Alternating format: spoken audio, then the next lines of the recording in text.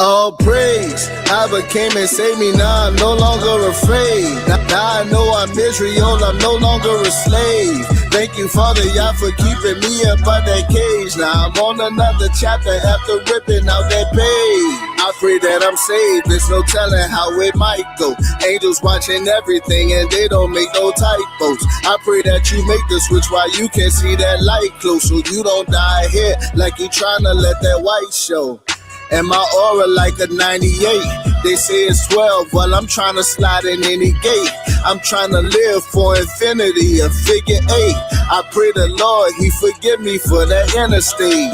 Dog visions gave me dog days. Whole time he never left me in my off ways. The rock was a white color off beige, not a rock giving me the praise like all praise. Abba came and saved me, now I'm no longer afraid. Now I know I'm Israel, I'm no longer a slave. Thank you, Father, Yah, for keeping me up out that cage. Now I'm on another chapter after ripping out that page. Abba came and saved me, now I'm no longer afraid. Now I know I'm Israel, I'm no longer a slave. Thank you, Father, Yah, for keeping me up out that cage. Now I'm on another chapter after. Okay, head down, eyes closed, praise Abba, looking like thumbs up, 7 up. This a blessing of the Father, never luck. Put my demons on ice like a puck. Repentance or the Most High, cause tomorrow ain't promised. Life is abrupt. Revelation from my meditation. This is elevation. We like kites going up. Chef, I gotta agree with the hook. All praises to the Most High, the book. I'm just anointed, my enemy shook. We ain't give up despite what it took. I'm starting to feel like a boat on the shore. Before we make waves, he still got to push. On fire for Abba, I feel like the bush. Humble and chef, we like you to cook. Chef. Better yet, I'm in a better book. Babylon burning, don't ever look back at that city, you silly, you ever look. It ain't no weapon that's forming against me, I will be getting that weapon took. I can hear Abba keep telling me, chef in the kitchen, he cooking, he better cook. Whoa, I just spun my demons, I got rid of all my foes. I'm righteous on the inside, there's just fringes on my clothes. Cleaned up all my cup, I got no demons to expose. But a hope gon' be a hope, I you know how that goes. But thank you, my Abba, for blessing me. And thank you for all of my brothers, too many to name, that just want the best for me. And thank you for Duty and Nikki, they always be with me, forever my legacy. And thank you for keeping the evil away from me, that one especially. All praise, Abba came and saved me, now I'm no longer afraid. Now I know I'm Israel, I'm no longer a slave. Thank you, Father, Yah, for keeping me up out that cage. Now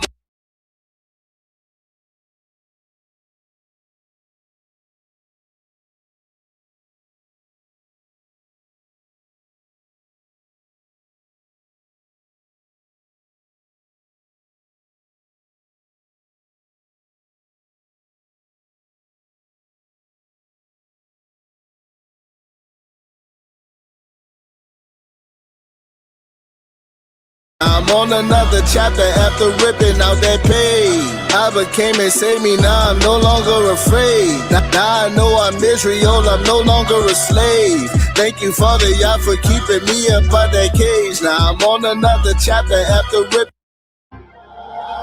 I've been living so far, but so bad than my friends. And Babylon is so far, it's too close to pretend. Someone give me a shofar, it's time to blow again. Just look over your shoulders, they holding back the winds. All praises to Jehovah for holding back my sins. Your presence getting closer, I feel it in my skin. Messiah like the weather, cause he gon' rain again. Captivity is over, the world's about to end. And I don't wanna die.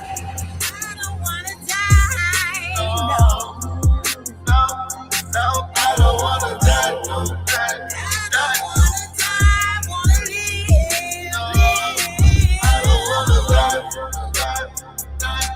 I don't wanna die, I just need to live. I don't wanna die. I don't wanna die. No, I don't wanna die. Look up in the skies, I see death in the disguise. And I keep seeing chariots all hours of the night. They fighting over Gaza, and I can hear they crying. But no one cried for us when they took away our lives. They took away our land, and they took away our tribes. took away our dignity, then took away our pride. They told us we was nothing, and they took away our lives. They took away our God, now we too broken to fight. Fight in the name of the Lord, now we on one accord, get a shield and a sword. Get the heathen and bring them on board. We finished from deep in this spiritual war, living the prophecy. Hallelujah, my Abba for watching me. Hallelujah, my Abba for stopping me. When I was on Gomo for broccoli, when I saw that was mixing up properly, I was just really a slave, but now I'm repented and saved. Every day I've been feeling amazed. Our pills for turning the page. But I done came out of that valley and now I be standing up out of that grave. I see Edom be out of his cage. See the city go up in a blaze.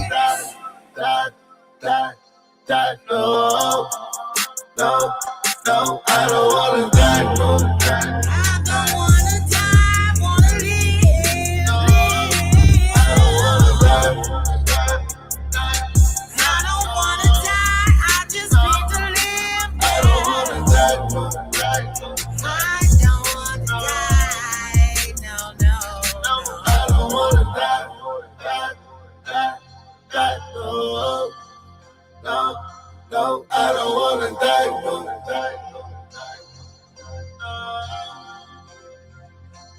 I don't wanna die.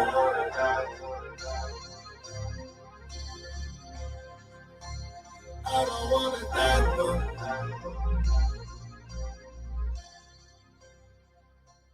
I don't wanna die.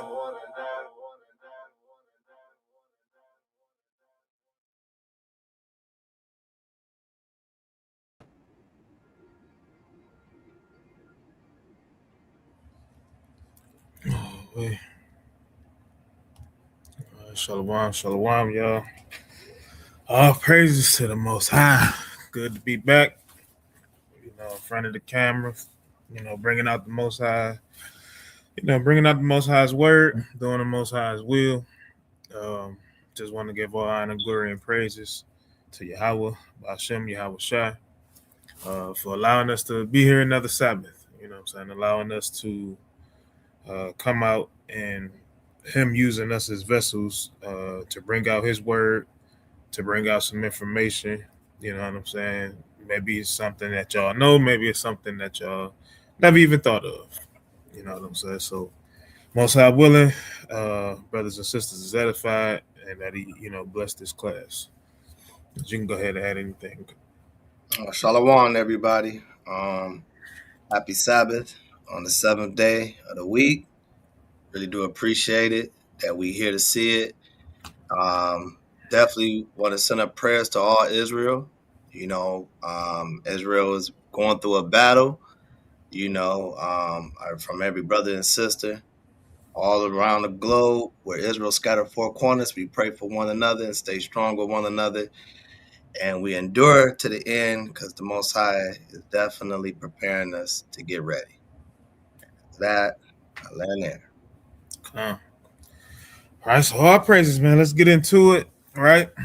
So, y'all see the title, right? Seen the thumbnail, right? That's it, just 1 month, right?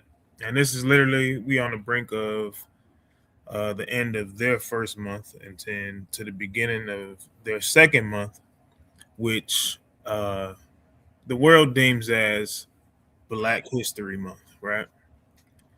So the purpose of this class is to, show y'all where it came from, right? To show y'all who hijacked it, right? And then to show y'all, the real history, of who we should really be recognizing, right? So is it important to know, your history on this side of captivity? True. You can know some, right? But it's more important to know the history of our forefathers, the prophets, right?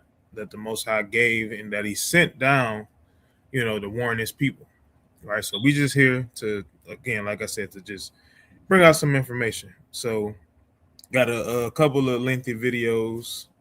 So it won't be a whole lot of scripts, at least not on my end, until, towards the end of the class, right? So starting out, I do want to begin with the scripture, so let me share my screen. All right, do want to begin. Share entire screen. Bam. do want to begin with Second Esdras. Right, Second Esdras chapter 6. Picking up at verse 54.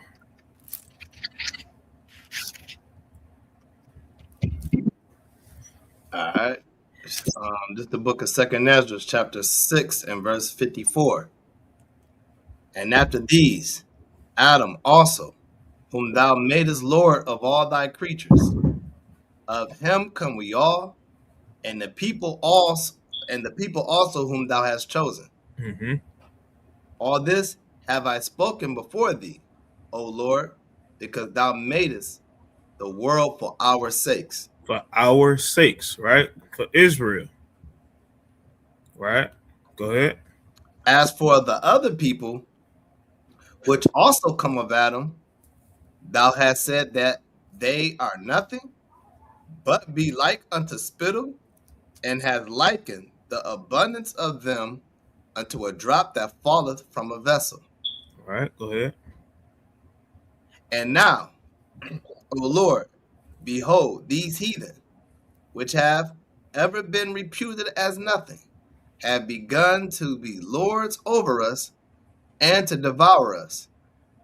But we, thy people, whom thou hast called thy firstborn, thy only begotten, Thy what? thy only begotten, Go ahead. and thy fervent lover, are given into their hands. All right, go ahead. Last verse. If the world now be made for our sakes, why do we not possess an inheritance with the world? How long shall this endure? All right, so how long are we gonna keep celebrating and keep being happy over a month that they gave us? How long are we gonna come on the radio stations, right? And during Black History Month and going over the same old rewash Martin Luther King, Rosa Parks, Malcolm X. You know, how long are we going to keep on doing this, right? How long are we going to not crack open the Bible and see ourselves in it and see that the world is made for our sakes? So how can the world tell us that it's literally, hey, this is Black History Month? Every month is Black History Month, right? Because this world was made for us.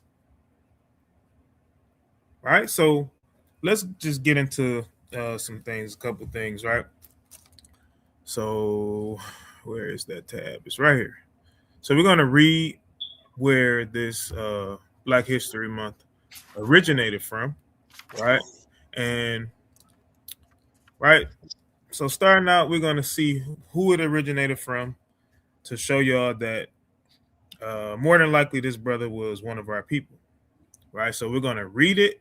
And then we're going to watch a 2-minute video, pretty much just summarizing what we're going to read. Right. So this website is, let me see if I can see it right. So this is the Association for the Study of African American Life and History. Right. And this is founded by Carter G. Woodson. Right. So, my God, I'm going to read this because it's going to be like them scriptures that's in Sirach at the end, you know, it's going to be a lot of reading. So I read this starting out. Okay. Right. So this says the story of Black History Month begins in Chicago during the summer of 1915.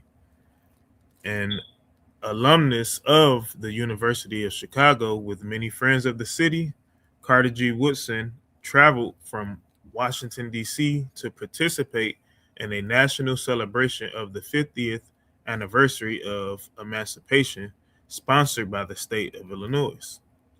Thousands of African Americans traveled from across the country to see exhibits highlighting the progress their people had made since the destruction of slavery. Awarded a doctorate in Harvard 3 years earlier, Woodson joined other exhibitors with a Black history display. Despite being held at the Coliseum, the site of 1912 Republican Convention, an overflow crowd of 6,000 to 12,000 waited outside for their turn to view the exhibits. inspired by the 3-week celebration, right? So this is a 3-week long thing that they were attending, right? Woodson decided to form an organization to promote the scientific study of Black life and history before leaving town.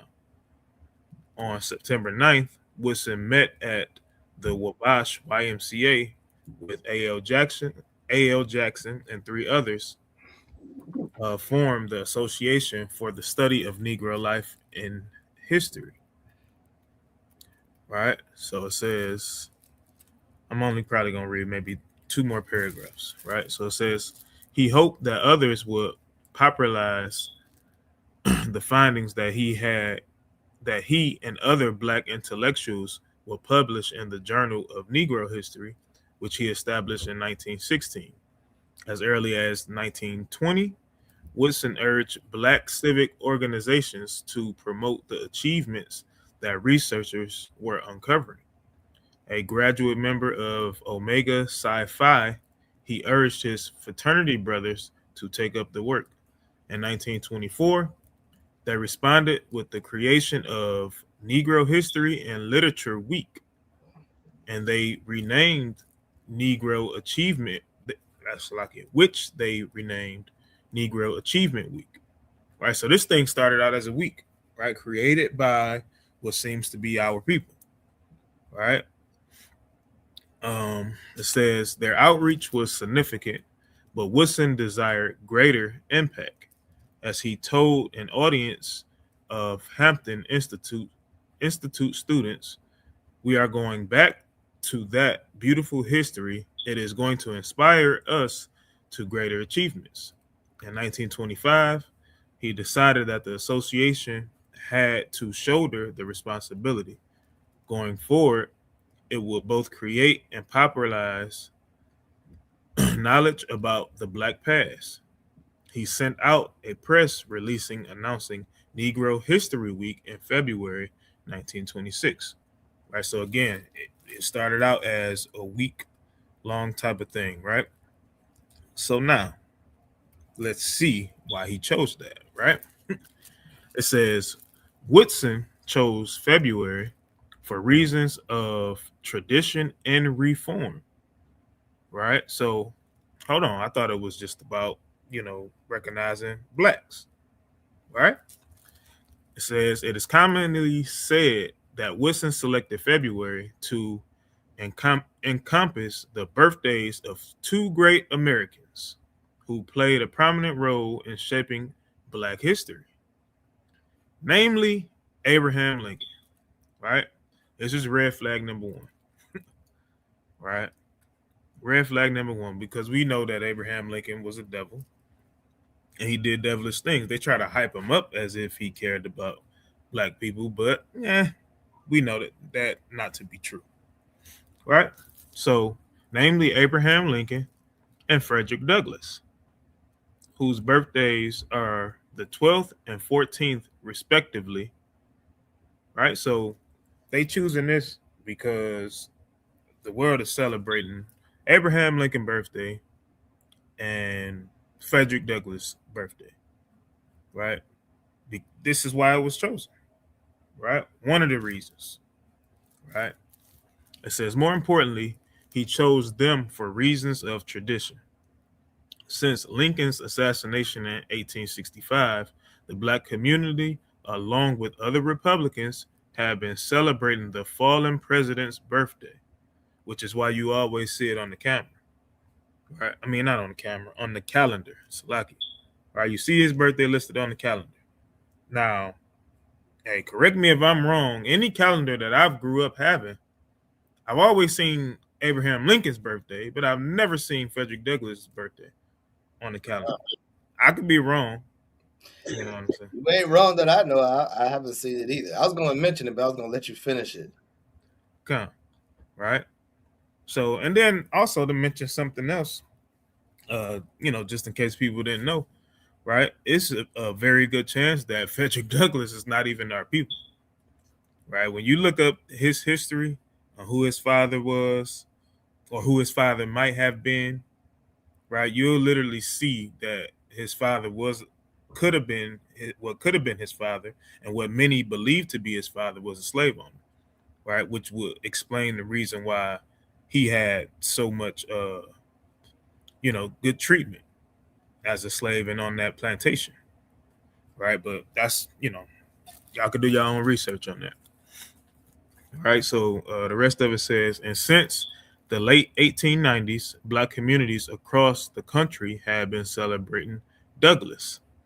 Well aware of the pre-existing celebrations, Woodson built Negro History Week around traditional days of commemorating the Black past. He was asking the public to extend their study of Black history, not to create a new tradition. And doing so, he increased his chances for success. Right, so I'm gonna stop it right there. This is plenty more on this. Of course, this is an article from his website. That it was created. Or I'm sure he didn't create the website because this was way 1920 something. But he's the founder of it, right? Of the studies. All right, so now you wanted to ask him? No. You good. Okay. All right. So now, to kind of summarize everything that I read, all right, we just gonna watch this little quick 2-minute video. To truly understand Black History Month, we need to go back in time. It all began in the early 20th century when a visionary historian named Carter G. Woodson embarked on a mission to ensure that the rich history and achievements of Black Americans were recognized and celebrated. In 1926, he launched Negro History Week, choosing the second week of February to coincide with the birthdays of Abraham Lincoln and Frederick Douglass. In the thrilling decades that followed, a powerful transformation swept across the nation. Mayors of cities, inspired by the winds of change, began to issue electrifying yearly proclamations heralding the birth of Negro History Week. But this was just the beginning. As the spirit of the civil rights movement gained momentum and a newfound awakening of Black identity spread like wildfire, Negro History Week underwent a remarkable metamorphosis. College campuses ignited with the energy of progress, and it wasn't long before this week extended its reach, blossoming into the exhilarating Black History Month that we know today. Then, in a monumentous turning point, President Gerald Ford stepped onto the stage of history in 19... So now, here we go. Right, we see this devil on the screen. Right now, a whole 50 years done went past. Right, since 1926, whole 50 years went past. Here come this devil, thinking he's doing something noble. Right, he's gonna take this thing. He's gonna hijack it. Right, so let's keep going, because when we read what Woodson's studies was, he just said to go into deep into Black culture, Black life, right? But let's see what he did. All right, Ford. 76. With an electrifying decree, he officially christened Black History Month, urging the nation to seize his... Now, whoever asked for his permission, whoever asked for him to christen anything, who is he to christen anything? All right? But our people go ahead and they take this month as one of the most quote unquote monumental months, right? And they give it to you as the shortest month. It's the shortest month of the year. You really think we can fit Black history in 28 days, sometimes 29? All right, you can't even fit it in all 12 months. You need years of that anyway. This is why I say that every day is Black history, because this world was made for our sakes. But let's keep going. Extraordinary opportunity. His call to action resonated with passion. Honor the often overlooked triumphs of Black Americans across the entire spectrum of human achievement throughout our storied history. Fast forward to today, and Black History Month stands as a dynamic tribute to the indomitable spirit of African Americans who have left an indelible mark on the tapestry of U.S. history and society. It's a celebration that knows no bounds, paying homage to visionaries, activists, civil rights pioneers, titans of industry, political trailblazers, scientific luminaries, cultural icons, and so much more.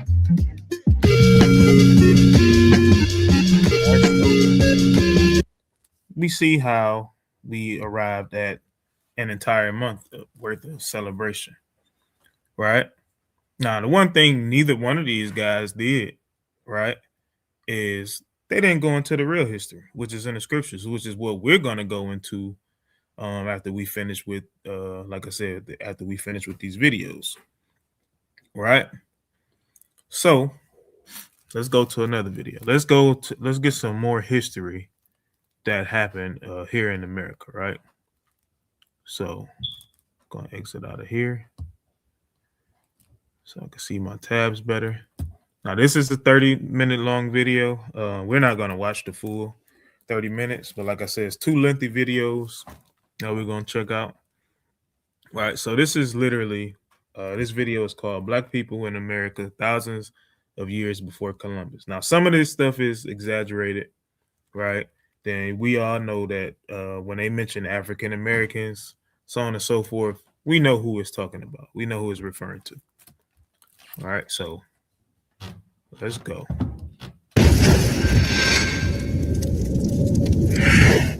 Christopher Columbus did not discover America.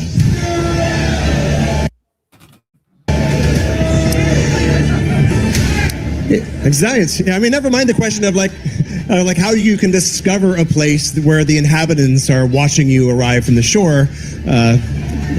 Yeah, they weren't wearing pants. Is that what somebody said? All right. So remember, the world was made for our sakes. What we started out the class with, right? Just remember that the world was made for our sakes. So guess what? We would have been everywhere, right? But at least definitely before these other nations. All right.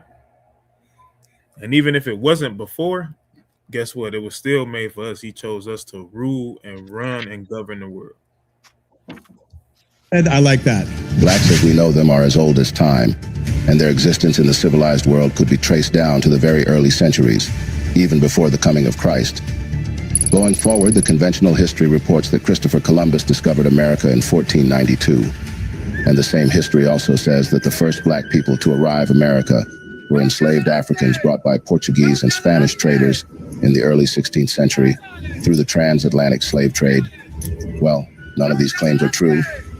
We've been fooled all these while, as always has been the case. Interestingly, recent research has proven that some black people had been in America for more than 1,000 years before Columbus ever stepped foot into. That winning feeling you love? Bring it everywhere you go with the Hollywood Casino app. Your next big thrill is just a tap away. New players get 300 bonus spins, plus up to 1,000 back in casino credits. Hollywood Casino. Download and play today. While our nation's best are giving their blood, sweat, and tears in Milan. Into the American continent. In fact, there is strong evidence pointing to the fact. What is the main idea in your book? We definitely know that that's true, right? We definitely know that the Northern Kingdom sailed over here after the Syrian captivity, right? We definitely know that, right? And it's even said that there's been evidence of Solomon even being on this side of the world, right? At a point in time. But I mean, he was the wisest king, so hey, why not? Right? But definitely for sure, we know that the Northern Kingdom sailed over here after that captivity. They came before Columbus. The main idea in my book is to show that early America before the coming of Columbus, was a far more complex society than people imagined, and that it involved Africans. Africans came in here. They came in on several occasions. Sometimes these were accidents. Sometimes they were on purpose, and that they had an influence, an actual impact, an influence upon the formation of certain American civilizations. When we say pre-Columbus period, what are we talking about? We're talking about long before 1492. It is absurd, and only fools can still believe that Columbus discovered the Americas in 1492. In fact, Columbus never even came to this continent. Columbus wandered about in the Caribbean islands, just on the very edge of the great civilizations. Shocked? Don't be. It is true. They don't teach that in school. They just say he came here to America. Right? They don't teach that information that he arrived in the Caribbean islands and things of that nature first, right? They etch that out and say, hey, they discovered this. I always want to take credit. Unraveling the raw truth behind the curtains of history is what we are about today in this video. Journey with us in our quest to find out just who the real lords of the Americas actually are. So anyway, there were actually many other mariners before Columbus that discovered America as well. Decades earlier, even eons earlier, there were so many people that were coming across these islands and this continent. But it's only been in the last century that evidence has surfaced and continually grown to indicate that many of these pre-Columbian explorers might have come from Africa. The facts point out that black people actually it was who were in America thousands of years before Columbus. Before we go on, do not forget to support our efforts by hitting the like button before you. Share with your friends and families to keep spreading our eye-opening black narrative, and consider subscribing to stay with us for more if you are yet to. All right, let us dive in, shall we? That many of these pre-Columbian explorers might have come from Africa. So the first scientist to promote this possibility was Leo Wiener. Born in Russia, Wiener immigrated to the United States in the late 19th century on his way to British Honduras, where he planned to open a vegetarian commune. Well, when that turned out not to be the dream job he expected, he moved back to the United States and he became a professor at Harvard University, as one does. But in his time in Mesoamerica, he started noticing things. There are lots of things that led him to encounter certain discoveries that made him consider that possibly if the origins of American civilization might actually be in Africa. So he observed so many linguistic and botanical and other similarities that between 1920 and 1922, he published an extensive 3-volume piece called Africa and the Discovery of America. Now, unfortunately, this is the 1920s, so as yet, no serious archaeological evidence had been done or work had been done to support his botanical theories, because everyone knows over raiding tombs in Egypt and things like that. Nod to Howard Carter. So he didn't have a whole lot of other stuff than the names to support them. However, he knew that other clues must exist. For example, he pointed out that Columbus himself was aware that African mariners had preceded him. In his diary of his second voyage, Columbus tells of how the natives of Hispaniola actually had given him gold-tipped metal spearheads that they said were brought by black-skinned people who had come in large boats from the south and southeast. Coincidence? I think not. No. That's literally so what's the trade when they got here, right? That's literally, we had all of these things, had all of these resources. So the one thing that they did have was gunfire, which we started to trade a lot of stuff for, right? Trading a lot of stuff for the guns, but it was the guns with no ammo, right? It's just the ammo that's within the guns, which we can definitely later understand why and how they took over. That tells you that right there. You selling guns to people that don't know how to create ammo, right? So of course, you still gonna have guns left, and now you're gonna come back over after you done basically bamboozled us, right, for all of our resources for guns. Now you're gonna come back over with your other guns, and you're gonna take over, right? But they still had a hard time. We were still whooping their butt.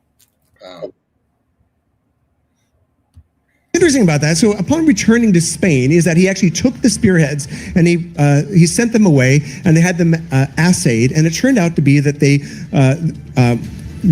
these spearheads were covered in this metal this alloy that the inhabitants called guanin, and the metallurgists actually found out that this was an alloy of 32 parts. It was like 18 of gold, 6 of silver, 8 of copper, which matched the metal used in spearheads made in Western Africa for thousands of years, as carried by medieval African warriors, including the Mali and the Moors. The West Africans even called this metal guanine, the same name used by the natives. Notice that the West Africans, the Manis, the Moors, those are Israelites. That was us. Right? That's all that we know. That was us. Especially when we was in captivity. But let's keep going. Hispaniola. But nothing more was said about that.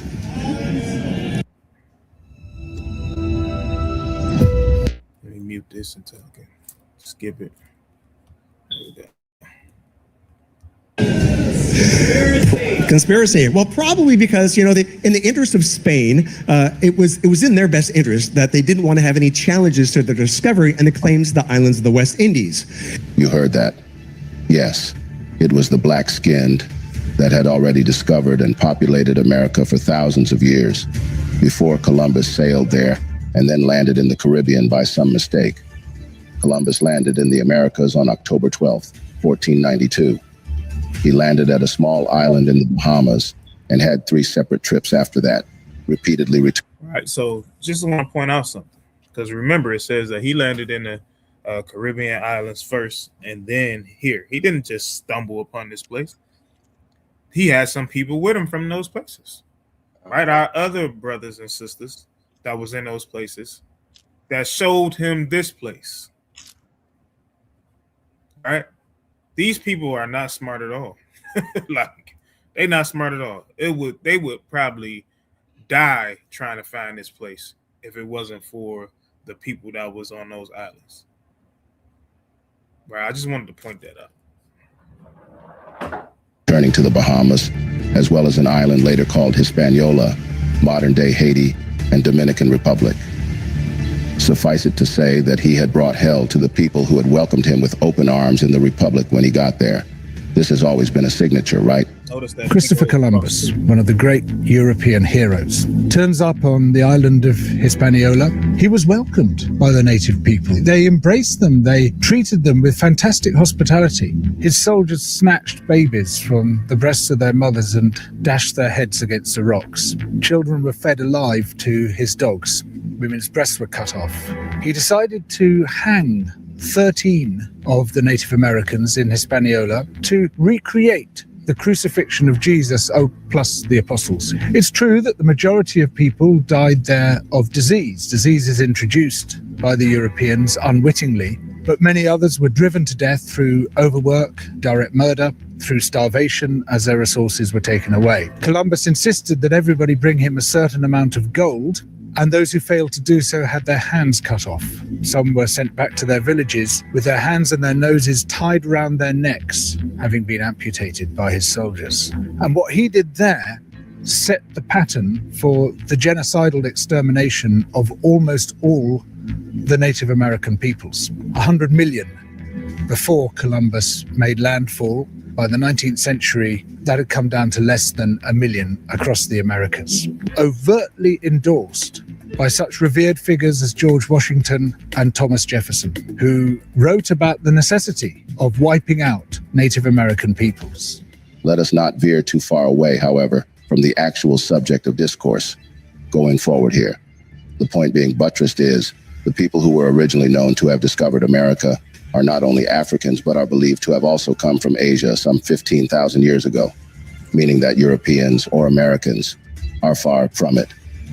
However, contrary to popular belief, African-American history did not start with slavery in the New World. The history of African presence in America dates back thousands of years before the arrival of Christopher Columbus. Which is true, right? We know that our history don't start. Why? Because as we read in Esdras, the world was made for our sakes. So our history literally starts in Genesis chapter 1, right? That's where our history starts. But our people, they don't go back that far. When we hear about people searching up Black history, Black life, Black culture, they don't use the Bible, right? They don't equate Black history with the Bible. Why? Because they whitewashed it. They say that Jesus was white, King David was white, Moses was white, right?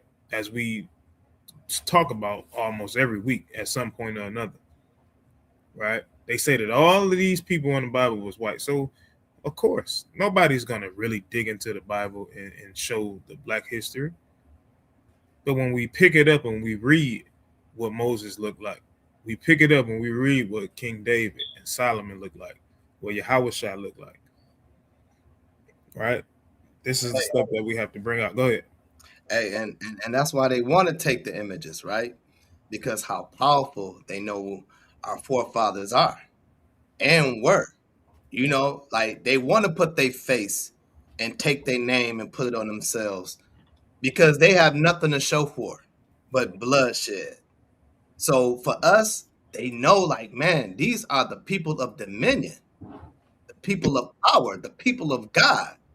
So therefore, I will want my name to be like those famous people, because we are the famous people.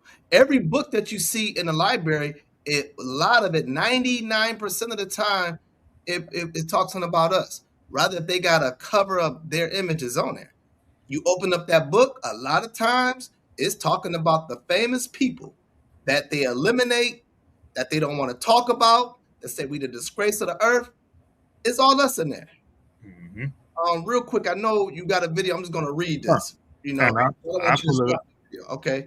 Let me get Exodus. Let's even bring it up in Exodus real quick. Exodus chapter 1, right? Like to find out it ain't just these rednecks, Ethol and them. It's these also black ashy Africans too, right? Let me get Exodus chapter 1, and let me get verse 6, right? Nice. Because anytime when we lost a head leader or someone that had us in order, this is when the nation started to try to dive in and try to manipulate everything, right? Read verse 6.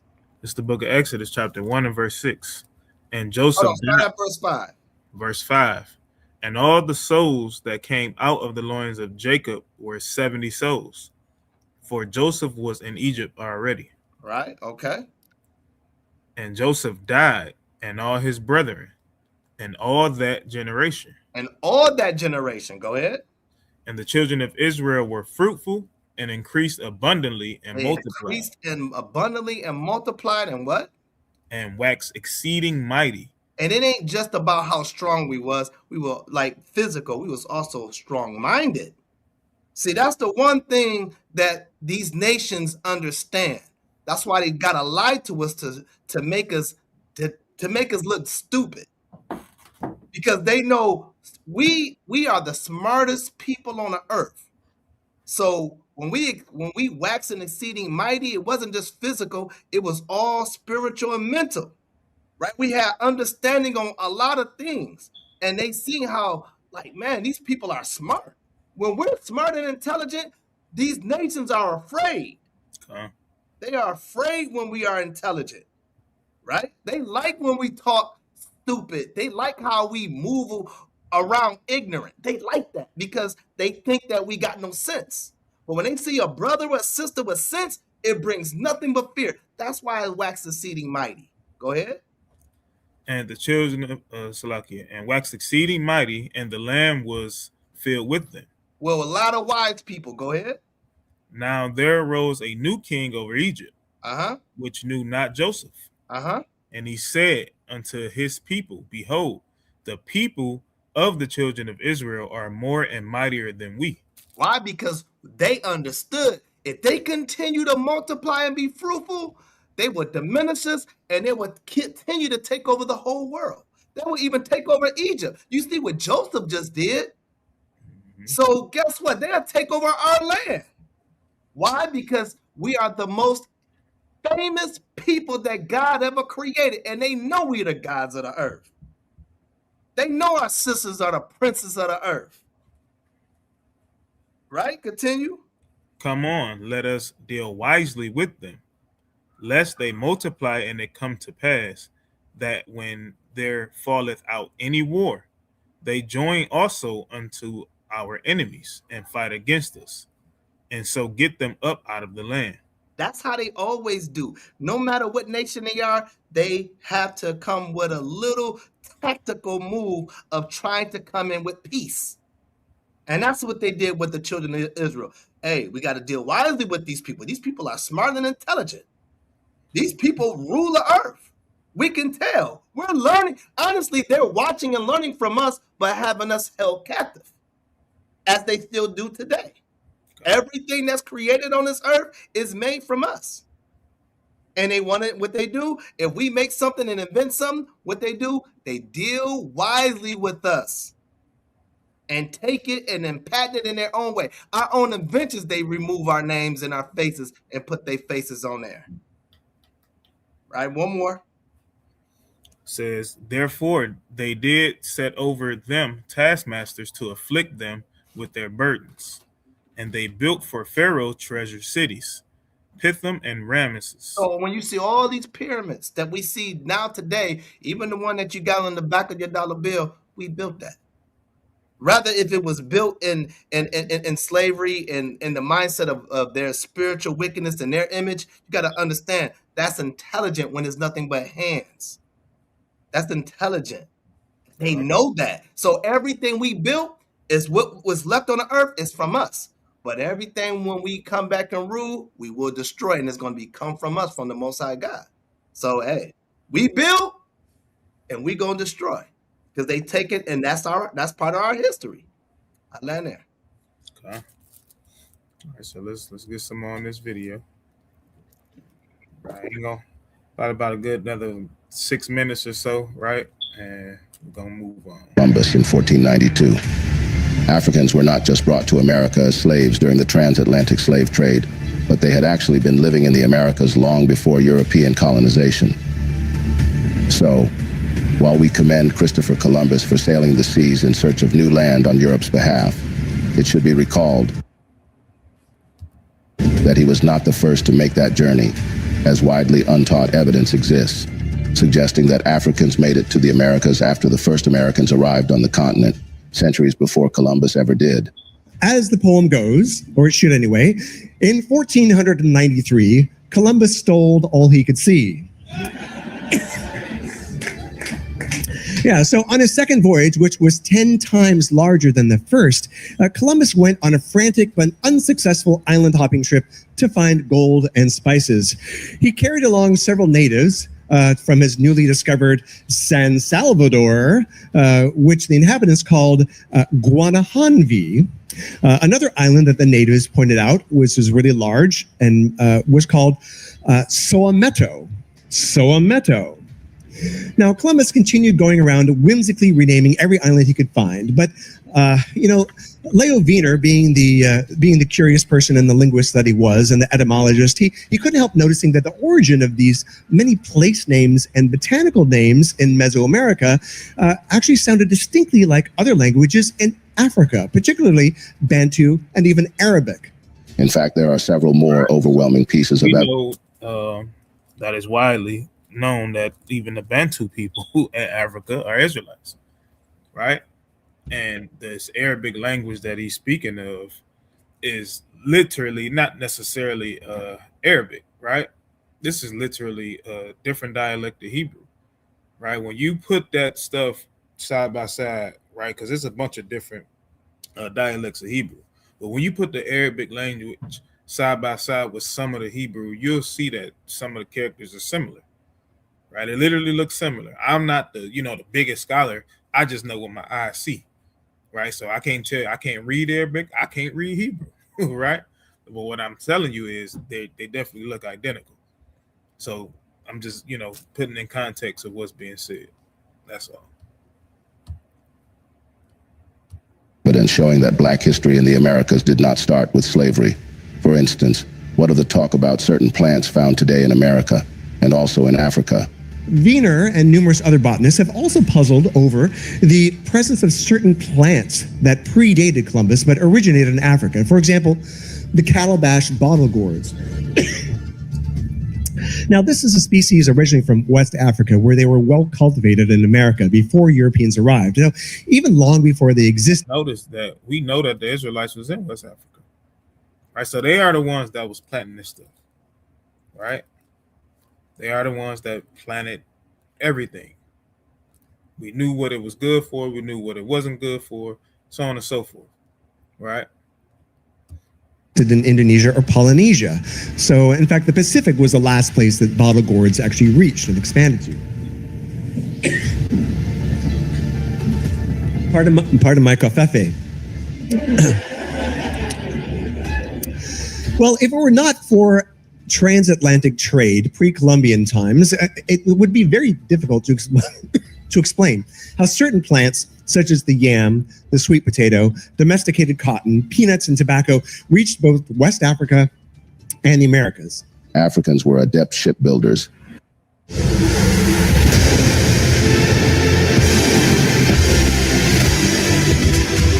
They were courageously adventurous, sailing diverse parts with their well-made boats, different sizes of them.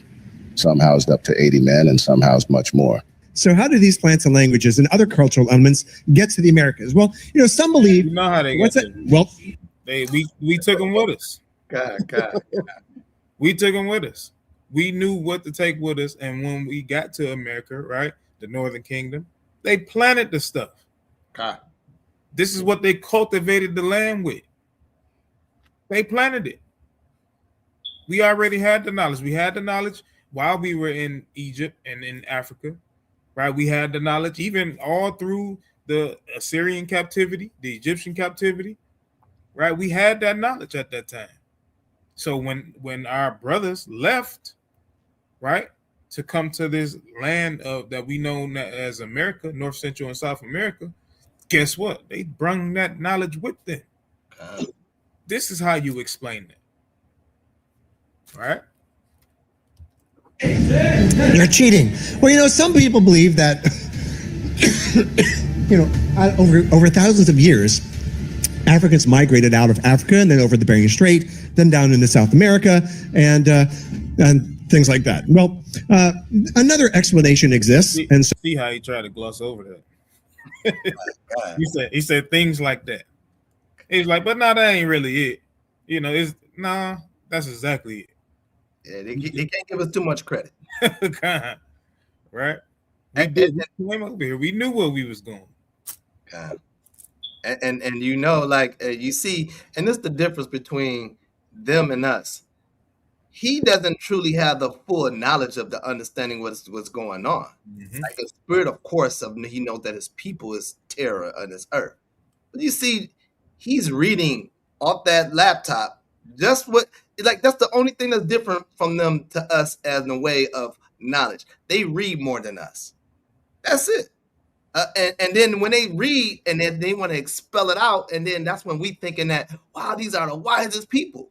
We could do the same thing, just open up a book and read, and then we can identify this is talk about us. Simple as that. He got a big seminar, and it make it look like, it could be like hundreds of people in there listening, and make it seem like he's the wisest man. He's just reading from the laptop. Okay. The doggone devil, man. Make it seem like he's smart.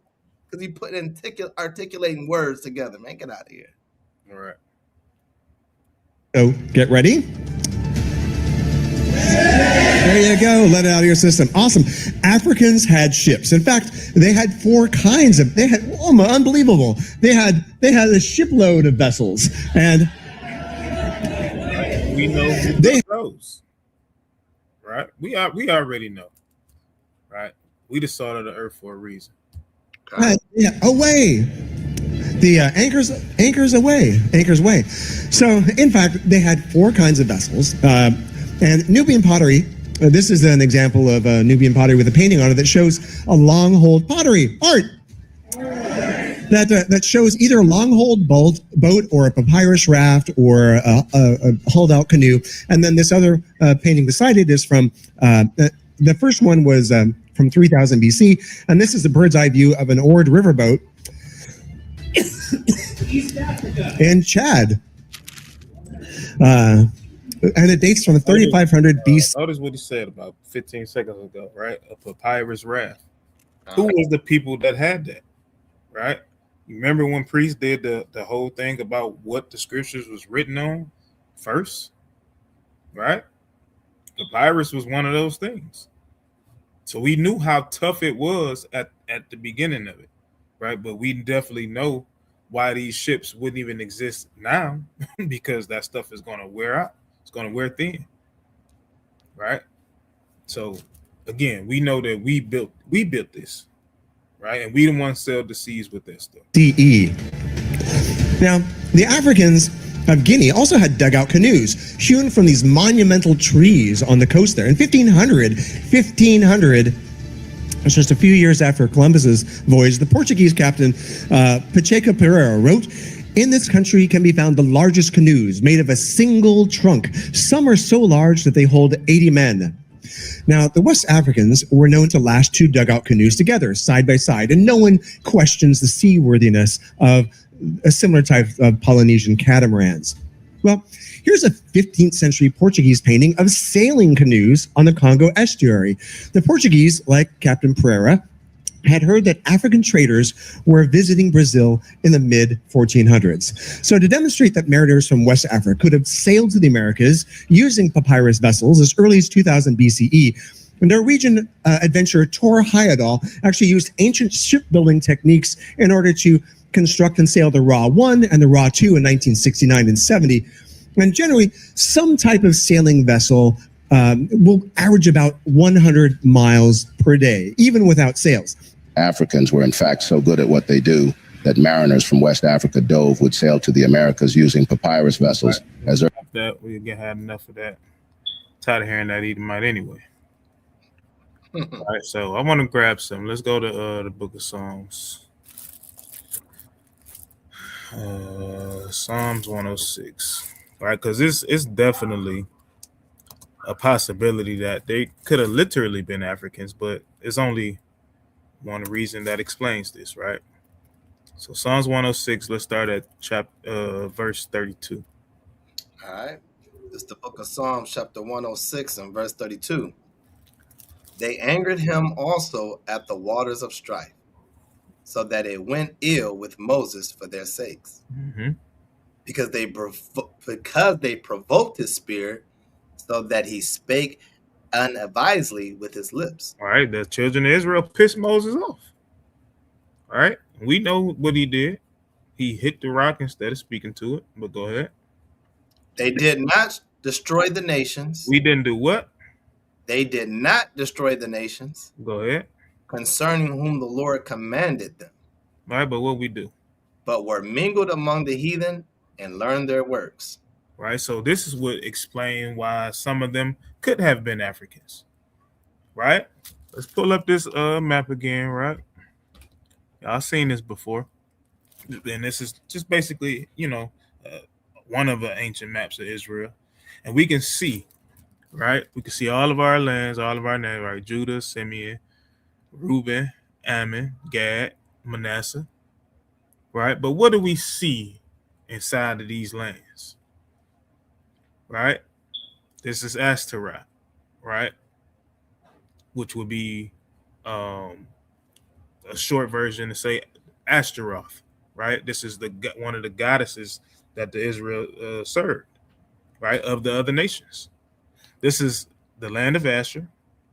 This is Tyre and Zidon, or Sidon, right? The Sidonians and the people of Tyre are Hamite nations, right? We got them inside of our land. We mingled among them, or they mingled among us, even when we got our inheritance. But as we've seen in the book of Psalms, the Lord told us to destroy it, but we didn't do it, right? Here we go with the Philistine people, right? Ashkelon, Ashdod, right next to our land, just right there, right? So as we see that these people have been around us all of our lives, right? We never drove them out. Go ahead. And when we fled into the wilderness, they held on to our coattail. Yeah, they did. You know what I'm saying? Even when we built the golden calf, they were in the midst of it. Okay. You know what I'm saying? So they definitely could have been some of the people that sailed the ships. Hell, I'm sure they took our people, got an affinity with these people. They love these people. They love other nations. So of course some of them came with them on them boats.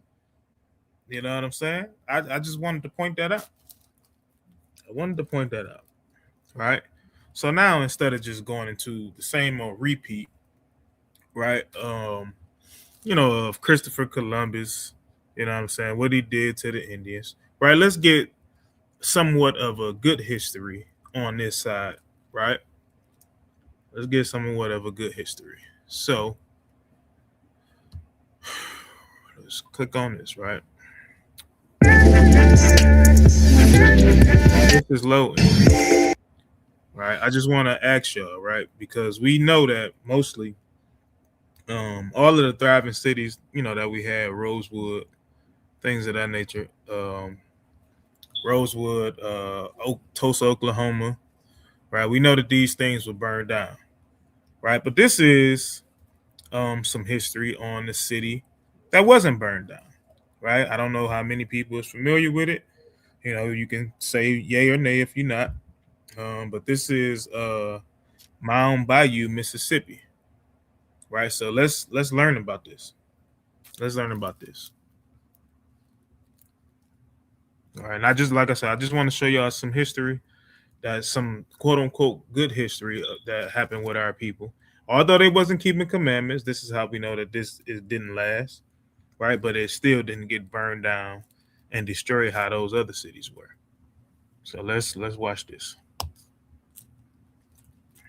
Nope, Salaki. Let me go back. Yeah, turn on the volume. In 1904, a white man made a major mistake. He stepped off the train in the Mississippi Delta and started causing a scene, a ruckus, shoving, acting like he owned the place. In any other town in the South, if a black man touched him, it was a death sentence. The rules were very simple. White man could do no wrong, and a black man had no power. But this wasn't any other town. It was Mound Bayou. The marshal stepped out in front of the crowd, and he was a black man wearing a press uniform and a badge on his chest that gave him the full power of the state. He didn't look down. He didn't ask for permission. He walked right over to the man and put his hand on the shoulder and told him that he was under arrest. Imagine the confusion. Beautiful. That would be beautiful to see right now. Right? So you get this Edomite like, hey, you done got beat up. You know what I'm saying? You done got hands and feet put on you, and then you still get arrested. So this is what happened to us all the time. Right? But they don't, this is stuff that they don't talk about. This would be one of the stories that the brother Carter Woodson would be talking about, bringing forth to light. But they never brought this forth, right? They never brought this stuff forth. We never learned about this inside of school. On his face, he was looking around for a white officer to save him. He was looking for a white judge to dismiss his charges. But he realized a terrifying truth. None of that was coming. The mayor was black, the judge was black, and the cops were black. For the first time in his life, the color of his skin was not a get out of jail free card. And this is the story of Mound Bayou. This is One Mic Black History. I'm your host, Country Boy. If you like stories like this, you can find more stories at onemichistory.com. But without further ado, let's get started. That's beautiful. Man, you should have played that again, dog. He got arrested and he was looking for some help and looking for somebody that looked just like him, and he couldn't find it. Ain't that gonna be like the kingdom or what? Man, hey, that's good news right there, man. Go ahead, man. Let it play out, man. I love that. God. This wasn't a fantasy. It wasn't a movie. This was a real place, a black fortress in the middle of one of the most racist states in America. A place where Jim Crow. I got to pause it real quick. But we know that Mississippi is still one of the most racist state, if not the most racist state. You know what I'm saying? It's still lynchings and everything going on down there. You know, this is why, they always tell truck drivers beware. Like when you rolling through Mississippi, hey, you better get there during the daytime. Right? Get in, get out. What they got them, what they call it, those hours? They got like a little name. You can't be out at night or something like that. I'm not sure. I'm not sure of the term. I know what it is. I can't remember, but people understand. You can't be out at night. You know, it's a curfew for black people to be out there. You can't be out at night, or you be lunch. Oh, you know what? Sister Tahara says sundown towns. Exactly, sundown. Okay. Sundown towns. Okay. Right. So now we're hearing about the black sundown town. Absolutely. Had absolutely no jurisdiction. People love to talk about towns that were burned, and you know some of the names: Tulsa, Rosewood, Wilmington, North Carolina. We share the pictures of the smoke and the ruins because it fits the story that we've been taught, that everything we've ever built, they destroyed it. But that doesn't tell the complete story. There was a town that they couldn't burn. A town that stood for nearly a century as a living, breathing proof that black people did not need integration to survive. All they needed was infrastructure. This is the story of Mound Bayou, Mississippi. And if you ever wondered what it looked like when a community stops asking for permission, this is your blueprint. So to understand how a place like this could even exist, you have to go back to a bit of a paradox. You have to go back to a plantation called Davis Bend. Decades before the Civil War, there was a plantation owned by Joseph Davis, the older brother of Jefferson Davis, the president of the Confederacy. But Joseph Davis was different. He was a utopian socialist. He believed that if you gave enslaved people enough autonomy, they could produce more. So he set up a system that looked less like a labor camp and more like a twisted experiment on self-governance. Enslaved people had their own court system with their own judges and juries to settle disputes. They were trained to be managers. They learned how to keep complex ledgers, how to negotiate contracts with steamboat captains, and how to run a massive agricultural enterprise. Growing up in this system was a young man by the name of Isaiah T. Montgomery. He was more than just a laborer. He was a secretary. He was in the room where deals were being made. He saw the paperwork, and he learned the hidden language of capitalism. When the Civil War ended, Isaiah looked around at the chaos of Reconstruction and saw the violence rising. He saw the Ku Klux Klan forming, and he realized something profound. Integration was a trap. As long as black people lived under white jurisdiction, they would never truly be free. He didn't want to fight for a seat at the table. He was trying to build his own damn house. He knew that he couldn't just take the land. He had to make a deal with the system. So in 1887, he found a surveyor's map and pointed to a spot in the Yazoo Delta, a place that no one wanted. It was about 840 acres of nightmare. It was thick with timber, swamp water, and black bears. The mosquitoes were so thick that if you waved your hand, you'd catch a fistful. The Louisville, New Orleans, and Texas Railroad owned the land, but they couldn't do anything with it because no white settlers were desperate enough to clear it. So Isaiah Montgomery put on his suit and went to the railroad executives and made them a business proposition. He said, "You have a railroad going through a useless swamp. Sell it to us. We'll clear the trees, we'll drain the water, we'll plant the cotton, and we'll turn your empty track into a gold mine." The white executives simply Hold on, but I thought black people was lazy. You know, that's the narrative that they paint. They say that we lazy. They say we don't want to do nothing. Say we don't want to do no work. But as you can see, that this Edomite slave gave this opportunity, right? He taught his slaves this and that, right? But little did he know that it would turn on his own head. You know what I'm saying? But they say that we lazy, but this is clearly proof that we're not. Hey, they mentally, you see, why they say we're lazy now? Because they are mentally and spiritually oppressed us to the point that we just be pulling through teeth and pins and needles just to work through the oppression. And they want to say we're lazy. Like, Wait till that table turn. We gonna find out who's the real laziness through thick oppression.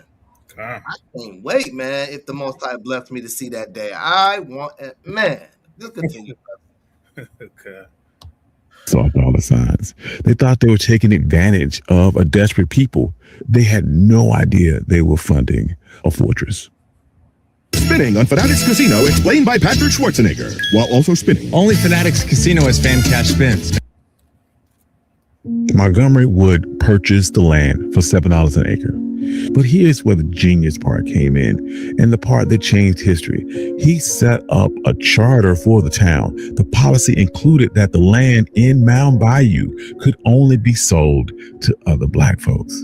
Think about that. He used the exact same restrictive covenants that white neighborhoods like Levittown used to keep us out. But he flipped that weapon. He used it to keep the oppressors out.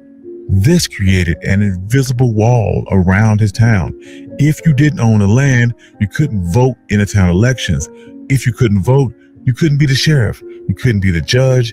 By controlling the land, you controlled the law. He Genius, right? The same stuff that they used during this time against us. All he did was went to a place that they didn't care about, nobody wanted, and he made that the law of that land, right? And what do you do when you do that? You keep it in your community. Okay. You know what I'm saying? You keep it in your community, whether you die off or not. The person that comes up after you, whether it be your children, whether it be a friend, a brother, or any other just black person in general, guess what? They can't, even when they come in, like even if it's an Uncle Tom, they can't come in and change nothing because the laws are set for it to only be sold to other blacks, right? Moved with some urgency. He knew that they were on a race against time. The first settlers crept through in rough shanties, fighting off malaria and wild animals while clearing the trees by hand.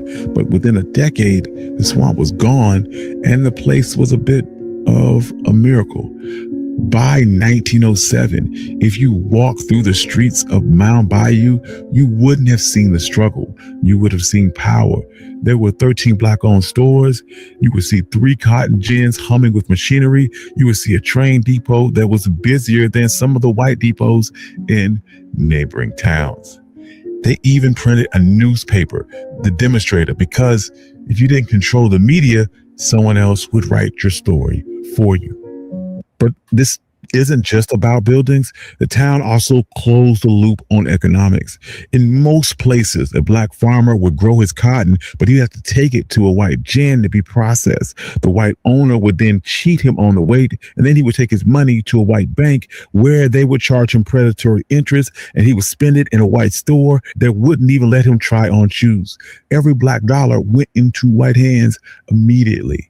But Mound Bayou changed that. The cornerstone of this strategy was the Bank of Mound Bayou, founded in 1904 by Charles Banks. They called him the Wizard of Finance. He understood that freedom wasn't real unless you could fund it. When he opened the bank, it wasn't just a place to store cash. Farmers from all over the Delta, even outside of the town, started to bring their money to Charles Banks because when he walked to the lobby, they were treated like human beings. They could get a loan to buy seed or equipment without signing away their dignity. And that money stayed within the town. The bank lent that money. See how much you could prosper when you don't, because this is how like Esau wants to take it all. Right? Esau adds all of these things into it when you get a loan. And now you paying back a loan at 120%. So you're literally, paying what you borrowed plus basically they're doubling it almost. Right? So now it's like they want to take everything. But when somebody that has some type of care for especially his own people, they get a bank. Guess what? It wasn't all that usury. It wasn't none of that. You will be able to come in there and get this, right? And pay it back, right? Or buy what you needed in order to get yourself back on track. Right? This is beautiful. You know what I'm saying? This is beautiful. Wish it could still be standing, and just might if they did keep commandments. You know what I'm saying? But let's just keep rolling. Let's get through it. To the grocer hired a carpenter, the carpenter played the doctor, and the dollar circulated 5, 6, 7 times before it left the community. See that? 7 times, right? 6 to 7 times the dollar circulated. Right now, that thing ain't circulating nothing. That dollar coming out of our pocket, we giving it right back to Esau. All right, hell, Esau taking the dollar before he give it to you. Hey, even when you think about it, when you get a new car out the dealership and you get a loan, a lot of times they'll ask you, what do you need the car for? What are you going to use it? When you know how many miles, all that, etc. They may ask all that, those kind of questions. And the reason is because their mind is set to like, all right, you travel this amount of miles a year, and this is how long the loan gonna be. So let's give them a 46-month loan, and then by the time you pay it off, then the car gonna start giving you problems, and you're gonna come back and you're gonna get another loan. So they constantly try to take your money without even giving you a break. Because if the cars wasn't that important, or you ain't trying to rob the people's pockets, you would be like, hey, I'm gonna give you a couple years to pay this off, and you still got low miles. You know what I'm saying? They would do something like that if that was rightly fair, but they not fair. They not fair ground people. So, okay, double man. But the greatest test of this infrastructure wasn't just banking, it was survival. During the 1940s, if you were black and you got sick in the Mississippi Delta, you were in trouble. White hospitals would not take you, or you were thrown in the basement ward with no heat and no nurses. You could die from a simple infection because you were on the wrong side of the color line. So Mount Bayou decided to build a healthcare system. They didn't ask the government for a grant. They went to fraternal orders. We often forget groups like the Knights and Daughters of Tabor. These were secret societies, benevolent orders where the members paid small monthly dues, mostly nickels and dimes. It was the original crowdfunding. They pulled together these nickels and dimes into a massive war chest and built the Taborian Hospital in 1942. This place was state-of-the-art for the time. It had x-ray machines, incubators for premature babies, sterile operating theaters that rivaled anything in Memphis or Chicago. They hired black surgeons and paid them top dollar, and they had black nurses in crisp white uniforms. For a sharecropper who spent his whole life being called boy, walking into a black hospital had to be a life-changing experience. The man running this hospital was Dr. T.R.M. Howard. He knew that you couldn't just have a healthy body in a sick society. You had to fix the politics too. So he turned Mount Bayou into a headquarters for the civil rights movement in the Delta. He launched Regional Council of Negro Leadership. Every year they would hold massive rallies in a field just outside of town. Sometimes up to 10,000 people would attend.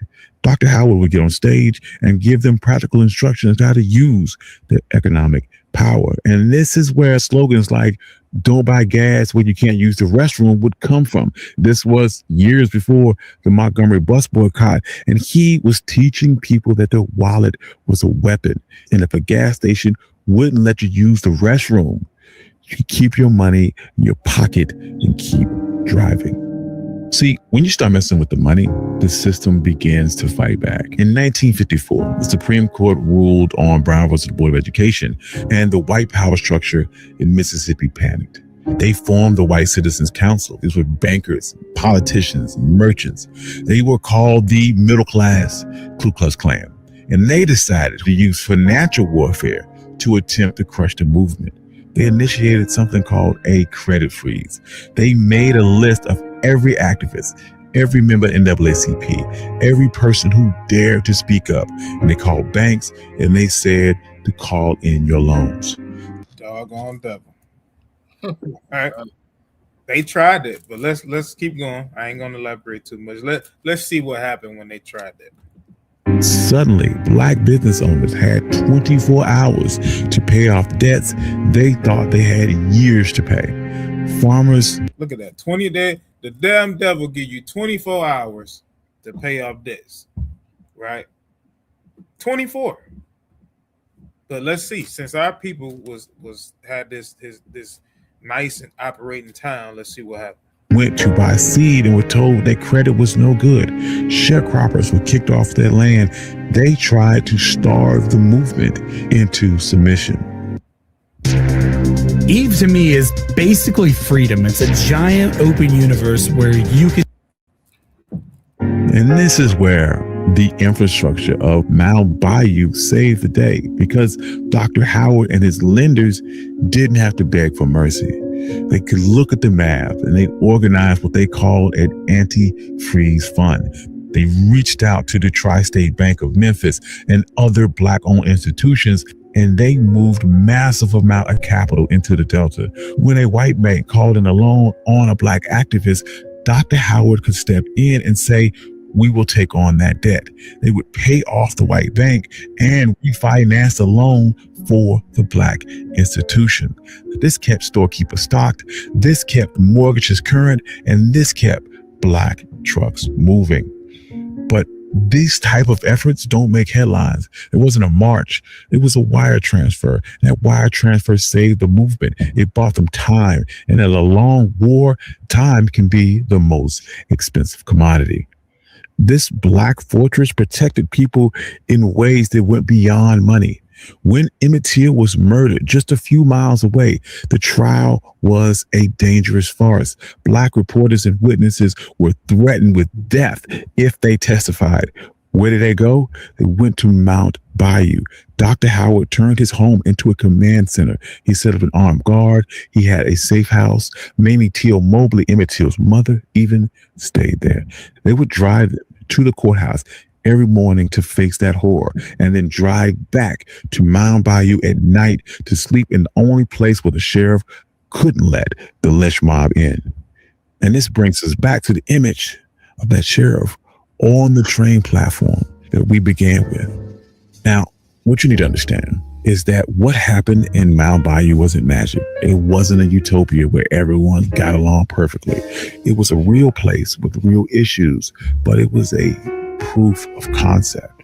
It proved that poverty and chaos that we saw in other places wasn't natural. It was engineered.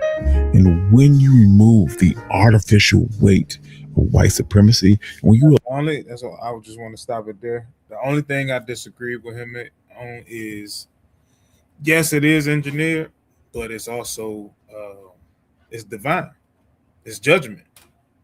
This is why we live like this, the way that we are, because we curse. It's because of Deuteronomy 28, when we was warned in the wilderness on keep his commandments and live. It's because of those reasons.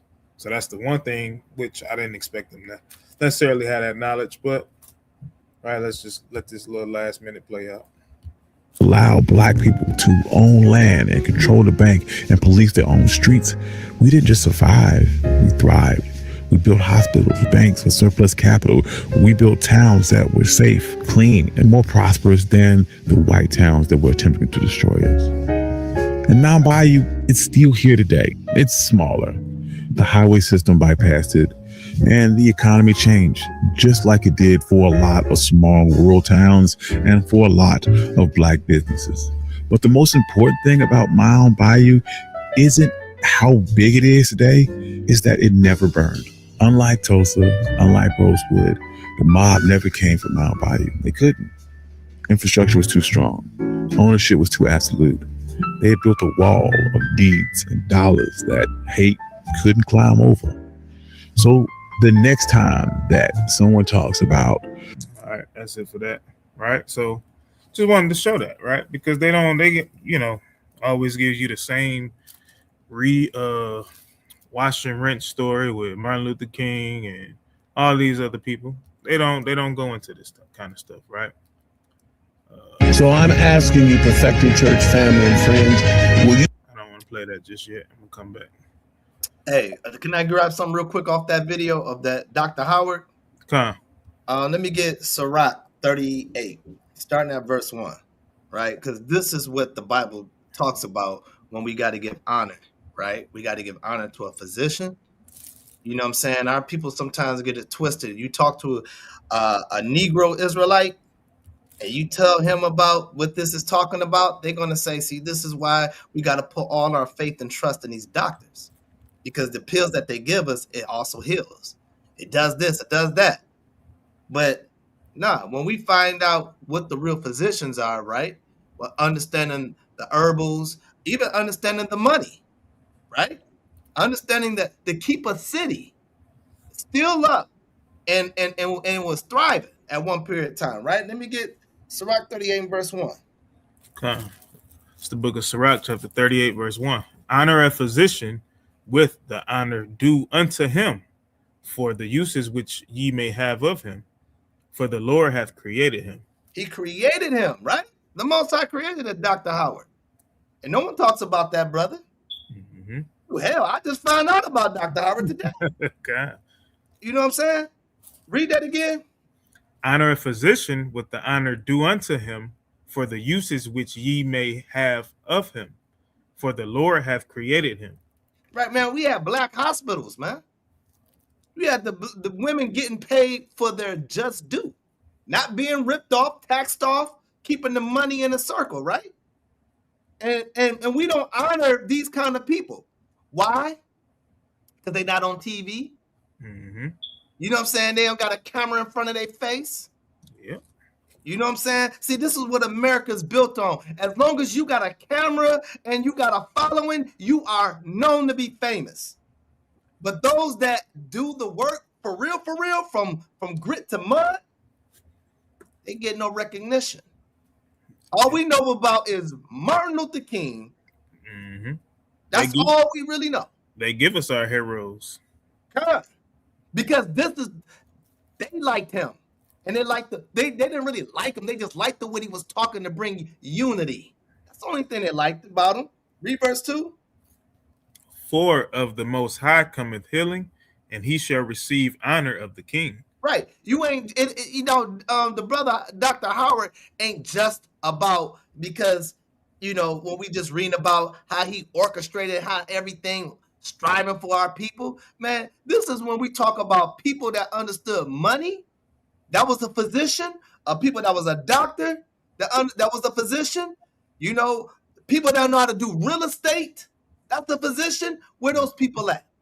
Right? Because and holding down the taxes and doing the clerical work of the books, like where them people at? Right? We ain't got time to be always hearing about someone say they had a dream. Right? All praise to the Most High, the brother is our brother. But the brother, he found out later on what he was doing was wrong, all praises. But guess what? What about the brothers like that? Like those videos, like that town. No one really even heard that town. I know I haven't. God. I know I didn't either. Thriving cities. God, I ain't hear of it either until I was putting this together. But all praises. And give me verse 3 real quick. All right, verse 3. The skill of the physician shall lift up his head, and in the sight of great men he shall be in admiration. Right, that's in the sight of great men, right? That's the guy right there. He low key. He did what he did. He made his people grow. See, we don't talk about when our people grow. We know about the Black Wall Street. What about that? You know what I'm saying? We know about Black Wall Street, but we don't know nothing about that. So, man, hey, what we do know now, that our history is rising right now. And what we're seeing, that when we come back, when the Most High come and destroy this place, we're going to remember how we was out there busting our tails in the highways and byways, using the Most High words to burning America down. I really can't wait, and I'm glad to the Most High that I'm participating in the battle right now. And I hope to still stand and make it all the way through. I'll land there. All right, so before I got to pull that video back up, because I'm going to end this class out talking about, talking about our people, the people that's definitely in the Bible that we should be learning about, right? So let me pull this back up because this is what's going to happen during this Black History Month, right? This is how your leaders of today, right? This is literally how they're gonna start off Black History Month, right? So I gotta pull this up. Got to pull this up, right? So check this out, right? Pastor Marvin Winans, right? Pastor in Detroit. Everybody knows who he is, right?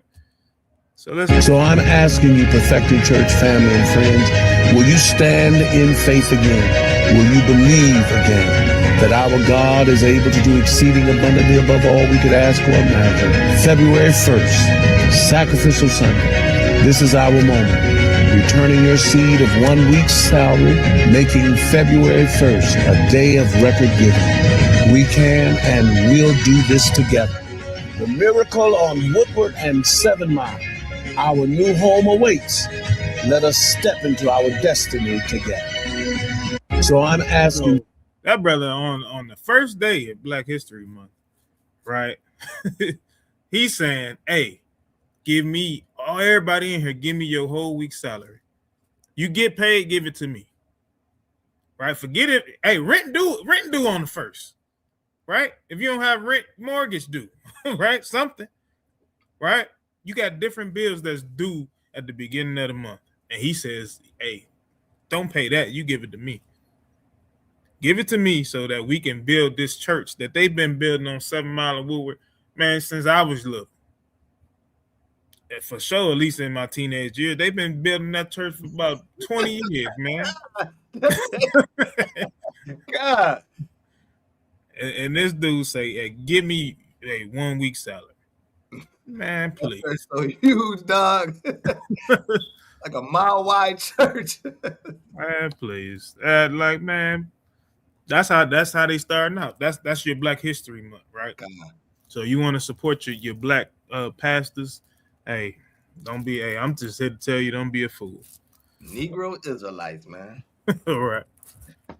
So now let's get into the scriptures, right? So Deuteronomy 32.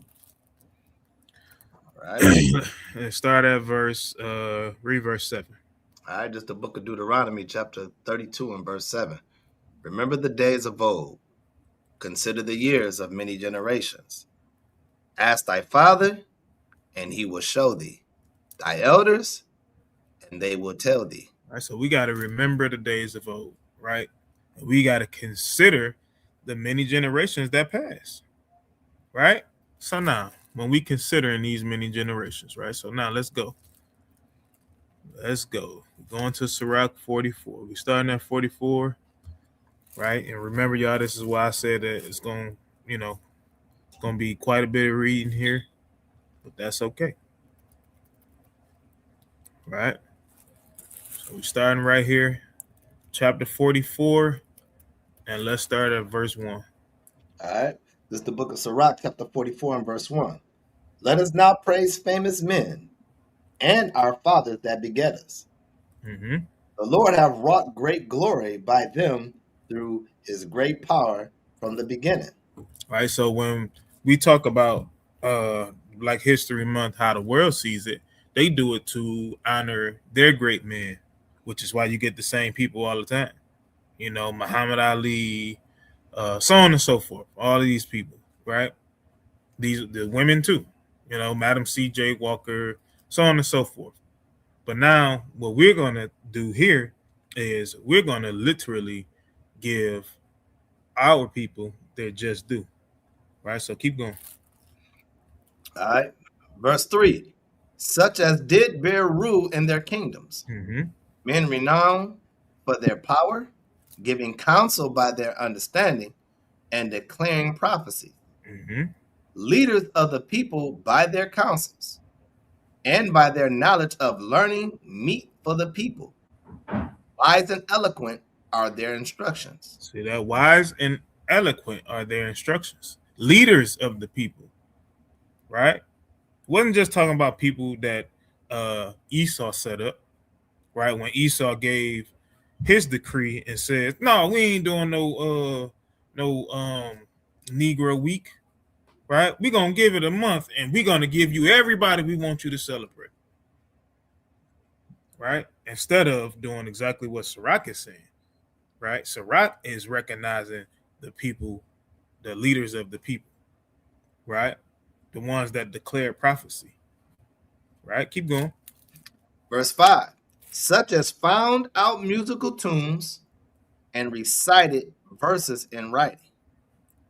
Rich men furnished with ability, living peaceably in their habitations. Mm-hmm.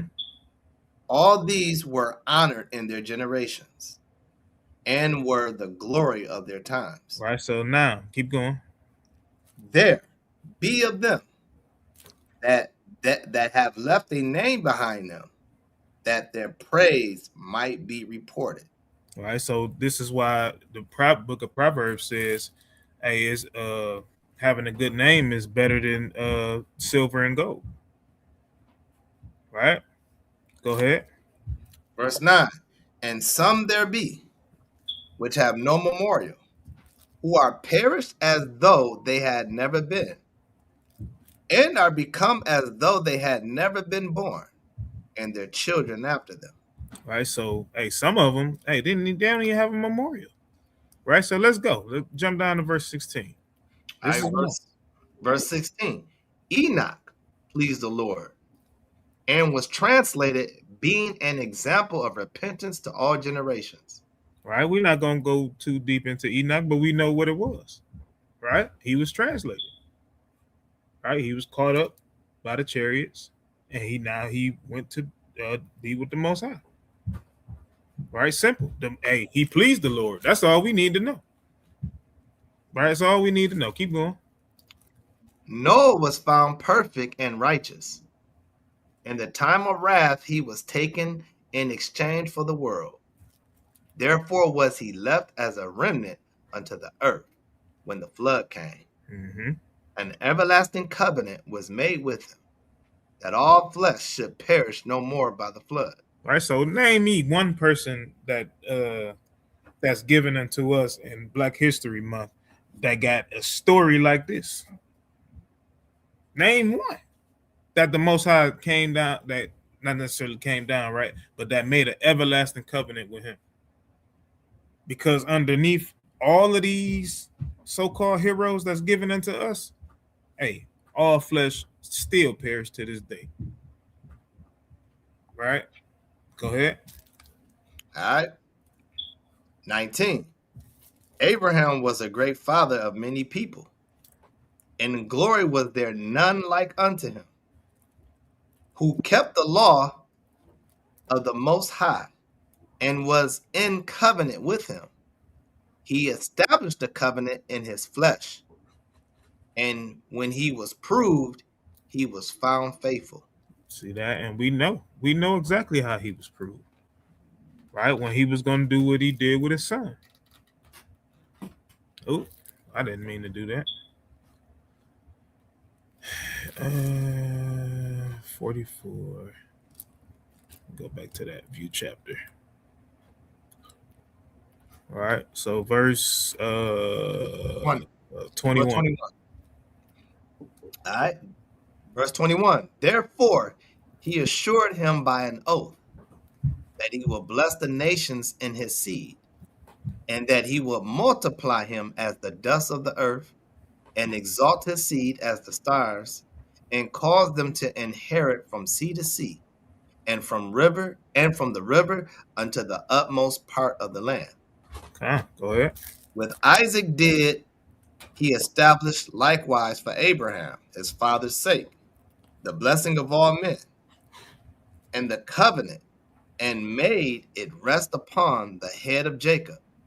He acknowledged him in his blessing, and gave him an inheritance, and divided his portions among the 12 tribes did he part them. Right, and he continued that covenant through Isaac, through Jacob. Right, Isaac and Jacob. All right, let's go. Chapter 45, verse 1. All right, verse 1. And he brought out of him a merciful man, which found favor in the sight of all flesh, even Moses, beloved of Yahweh and men, whose memorial is blessed. He made him like to the glorious saints, and magnified him, so that his enemies stood in fear of him. Mm-hmm.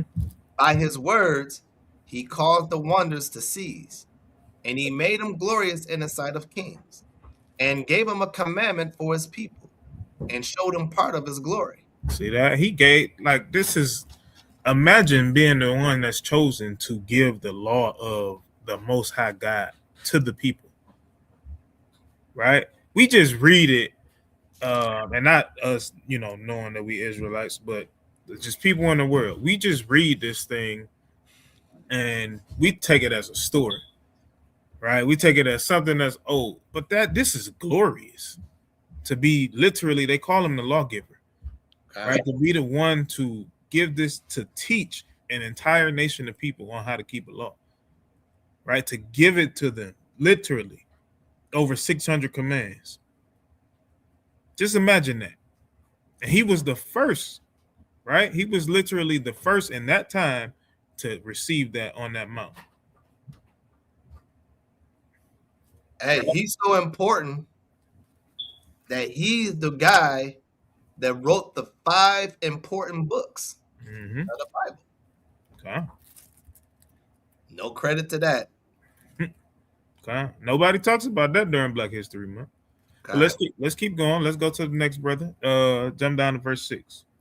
All right, verse 6. He exalted Aaron, an holy man like unto him, even his brother of the tribe of Levi. An everlasting covenant he made with him, and gave him the priesthood among the people. He beautified him with comely ornaments, and clothed him with a robe of glory. See that? He had him looking fly. Right? Keep going. Hey, real quick too. No one talks about that the Levites, the so-called Haitians, are the most famous people in the book. Without them, man, we wouldn't even be here. That's right. They call them the crazy heads over there, right? They lost it. You know what I'm saying? And which is why it's explainable of why Moses was the way he was in the wilderness. That's why he was pissed off. And this is how, how some people will view Haitians like, oh, they got anger issues. Nah, they got that spirit of Moses in them. And we know what the children of Israel did. So this is why they don't take no BS. Hey, not just the spirit of Moses, they got the spirit of Yahweh on them. They don't take the Most High don't take no BS, so his priest ain't taking no BS. Yeah.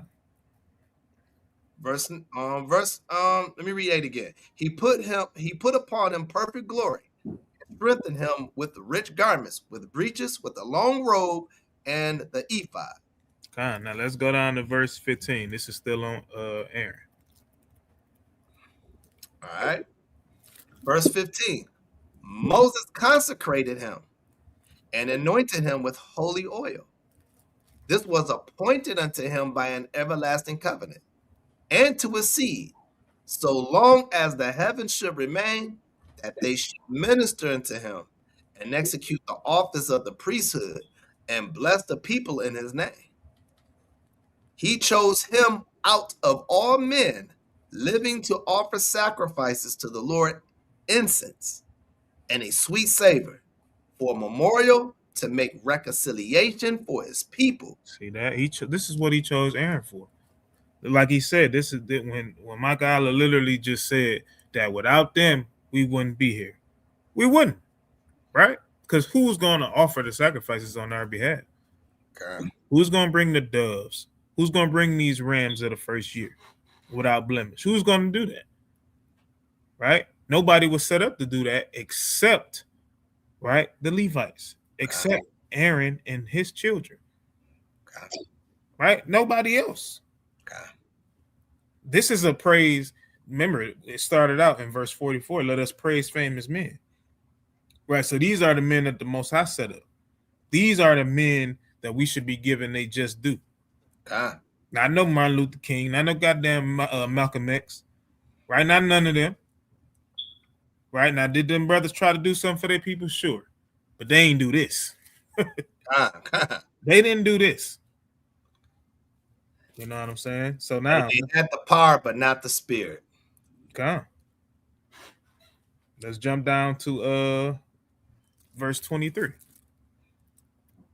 Because in order to be incredible like these men, you have to have the spirit and the power on top. So there's no stopping that. Okay. All right, verse 23. Are you gonna say something, bro? No. Oh, verse 23. The third in glory in Phoenice, son of Eleazar, because he had zeal in the fear of the Lord and stood up with good courage of heart. When the power were turned back and made reconciliation for Israel. See that? So this is another priest, right? This is another priest. This is Phinehas in in the Apocrypha, but when you read is literally Phineas, right? The son of Eleazar, which we know that they were high priests. Right? Keep going. Verse 24. Therefore was there a covenant of peace made with him, that he should be the chief of the sanctuary and of his people, and that he and his posterity should have the dignity of the priesthood forever. All right. You can stop right there. So now let's go. Next chapter. And verse 1. All right, verse 1. Yahushua, the son of Nave, was a valiant in the wars. Right, and this is Joshua, right? This is Joshua, the son of Nun, right? Go ahead. And was the successor of Moses in prophecies, who according to his name was made a great for the saving of the elect of Yahweh, and taking vengeance of the enemies that rose up against them, that he might set Israel in their inheritance. Right, because he was the one that divvied out the lands. Right? Moses knew who was getting what, but he still didn't divide it. Joshua did that. Right? Because throughout the wilderness, throughout all of the craziness that our people was doing, throughout all of the creating of the golden calves and golden whatever else that they wanted to worship, right? Joshua stayed humble, right? Joshua still led the people, right? Joshua and Caleb. And you know what's so funny about Caleb? He didn't get his land till later on. Okay. It was one of the first ready to go to war with Joshua, saying we can take these giants out. But later on, he gets his land last. Mm-hmm. That's what you call a patient and love for your people. Like, hey, I'd rather have my people get it. Okay, now everybody good, so let me give my partake so I can make an inheritance for my family. We don't got that today, man. Okay, right. So go down to verse 7. Verse 7. In the time of Moses, also he did a work of mercy, he and Caleb, the son of Jephunneh, and that they withstood the congregation and withheld the people from sin and appeased the wicked murmuring. See that? They made that stuff cease. Okay. You know what I'm saying? They like, nah, we ain't doing none of that. You know what I'm saying? They literally right withstood the congregation, a roaring people, right? People that's literally, remember what they did to Aaron, right? They basically pressured Aaron into making the golden calf. Okay. And Caleb and Joshua like, nah, that ain't happening. We ain't doing that. Okay. Right. Keep going. Verse 8, and of 600,000 people on foot, they too were preserved to bring them into the heritage, even unto the land that which floweth with milk and honey. The Lord gaveth also unto Caleb, which renamed, move your area. Okay, thanks. Which remained with him unto his old age, so that he entered upon the high places of the land, and his seed obtained it for an heritage. Right, that just goes into what you brought up. All right, so now let's go down to verse 11. And concerning the judges, every one by name, whose heart went not a whoring, nor departed from the Lord, let their memory be blessed. Right, so and it's a lot of them, right? Just to name a few, Gideon, which nobody ever really talks about. God. You know what I'm saying? Nobody ever really talks about Gideon and what he did, unless you read the book of Judges.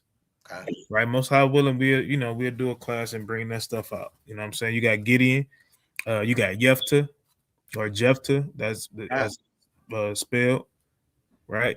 You got who else was a judge? Deborah or Deborah. Right, you got all of these people that we could be giving recognition to, and we want to keep doing the same old rinse and recycle people on Black History. Hey, even Esther, right? And Mordecai. No one talks about them. Who is more? Hey, they only bring these you know, and it's cool. You can bring our forefathers out, you know, in these Christian churches, bring them out. But when you try to disguise them that it was you of your kind, that's when you mess it all up.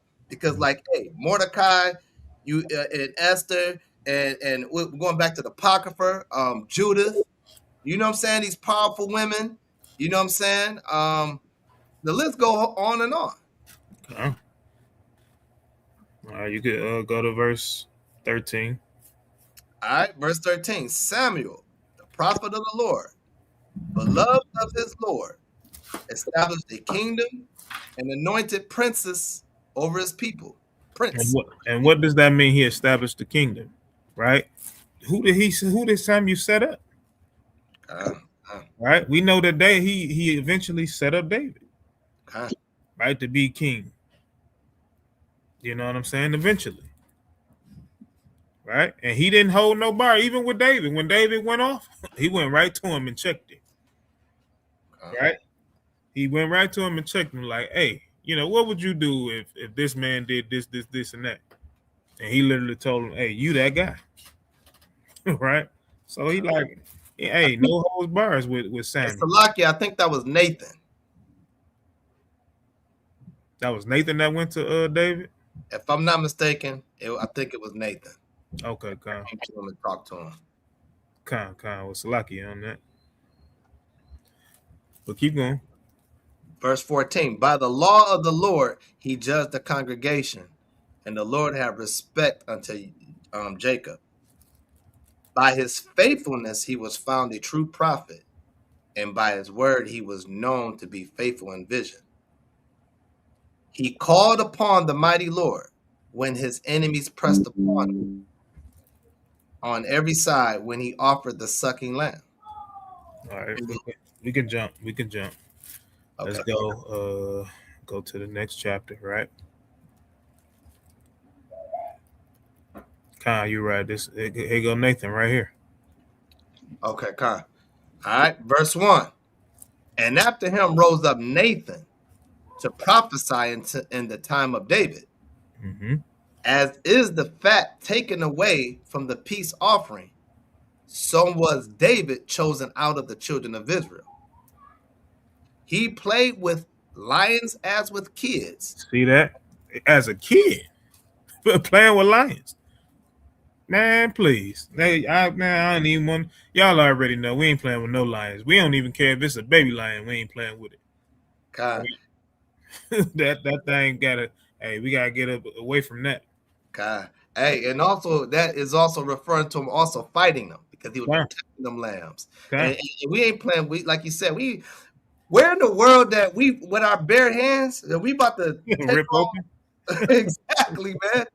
We ain't about to do none of that, man. If that ain't famous, I don't know what is. Okay. Man, let's get out of here with that, man. Yeah, because you see what happened to the brother Idris Elba, and the one movie, man, that lion tore him up, man.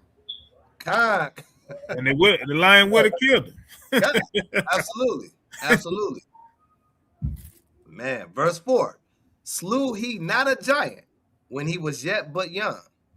And did he not take away reproach from the people when he lifted up his hand with the stone and the sling and beat down the boasting of Goliath?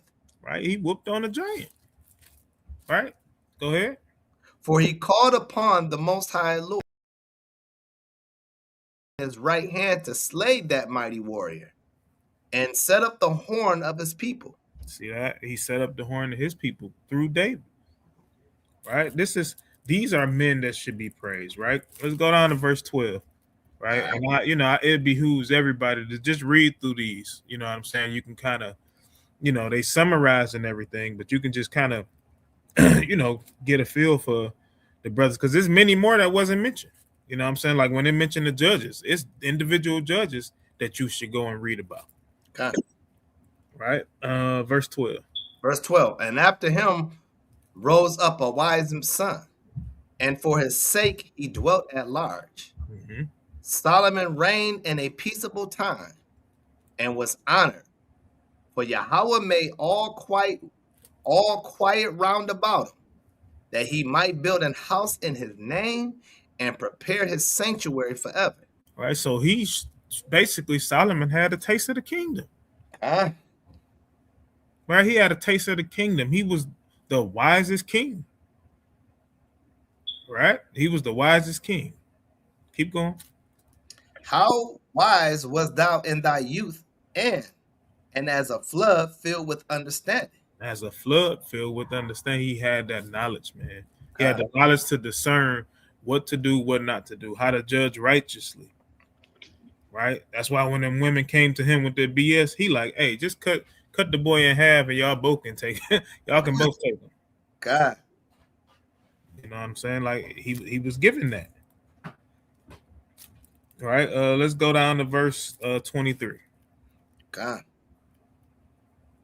Verse 23. Thus rest Solomon with his fathers, and of his seed he left behind him Rehoboam, even the foolishness of the people, and one that had no understanding, who turned away the people through his counsel. Mm-hmm. There was also Jeroboam, the son of Nebat, who caused Israel to sin and showed Ephraim the way of sin. Right, so this is what not to follow. Right, because he's letting you know that even though Solomon was wise, his son Rehoboam, he like, man, I ain't finna listen to the counsel of y'all old heads. My boy's telling me the right thing. Okay. You know what I'm saying? Our homeboy's telling me the right thing. And it lets you know it was foolishness. It was literally foolishness. And we know Jeroboam, what he did. So let's skip them. Right, let's go to Elijah. All right.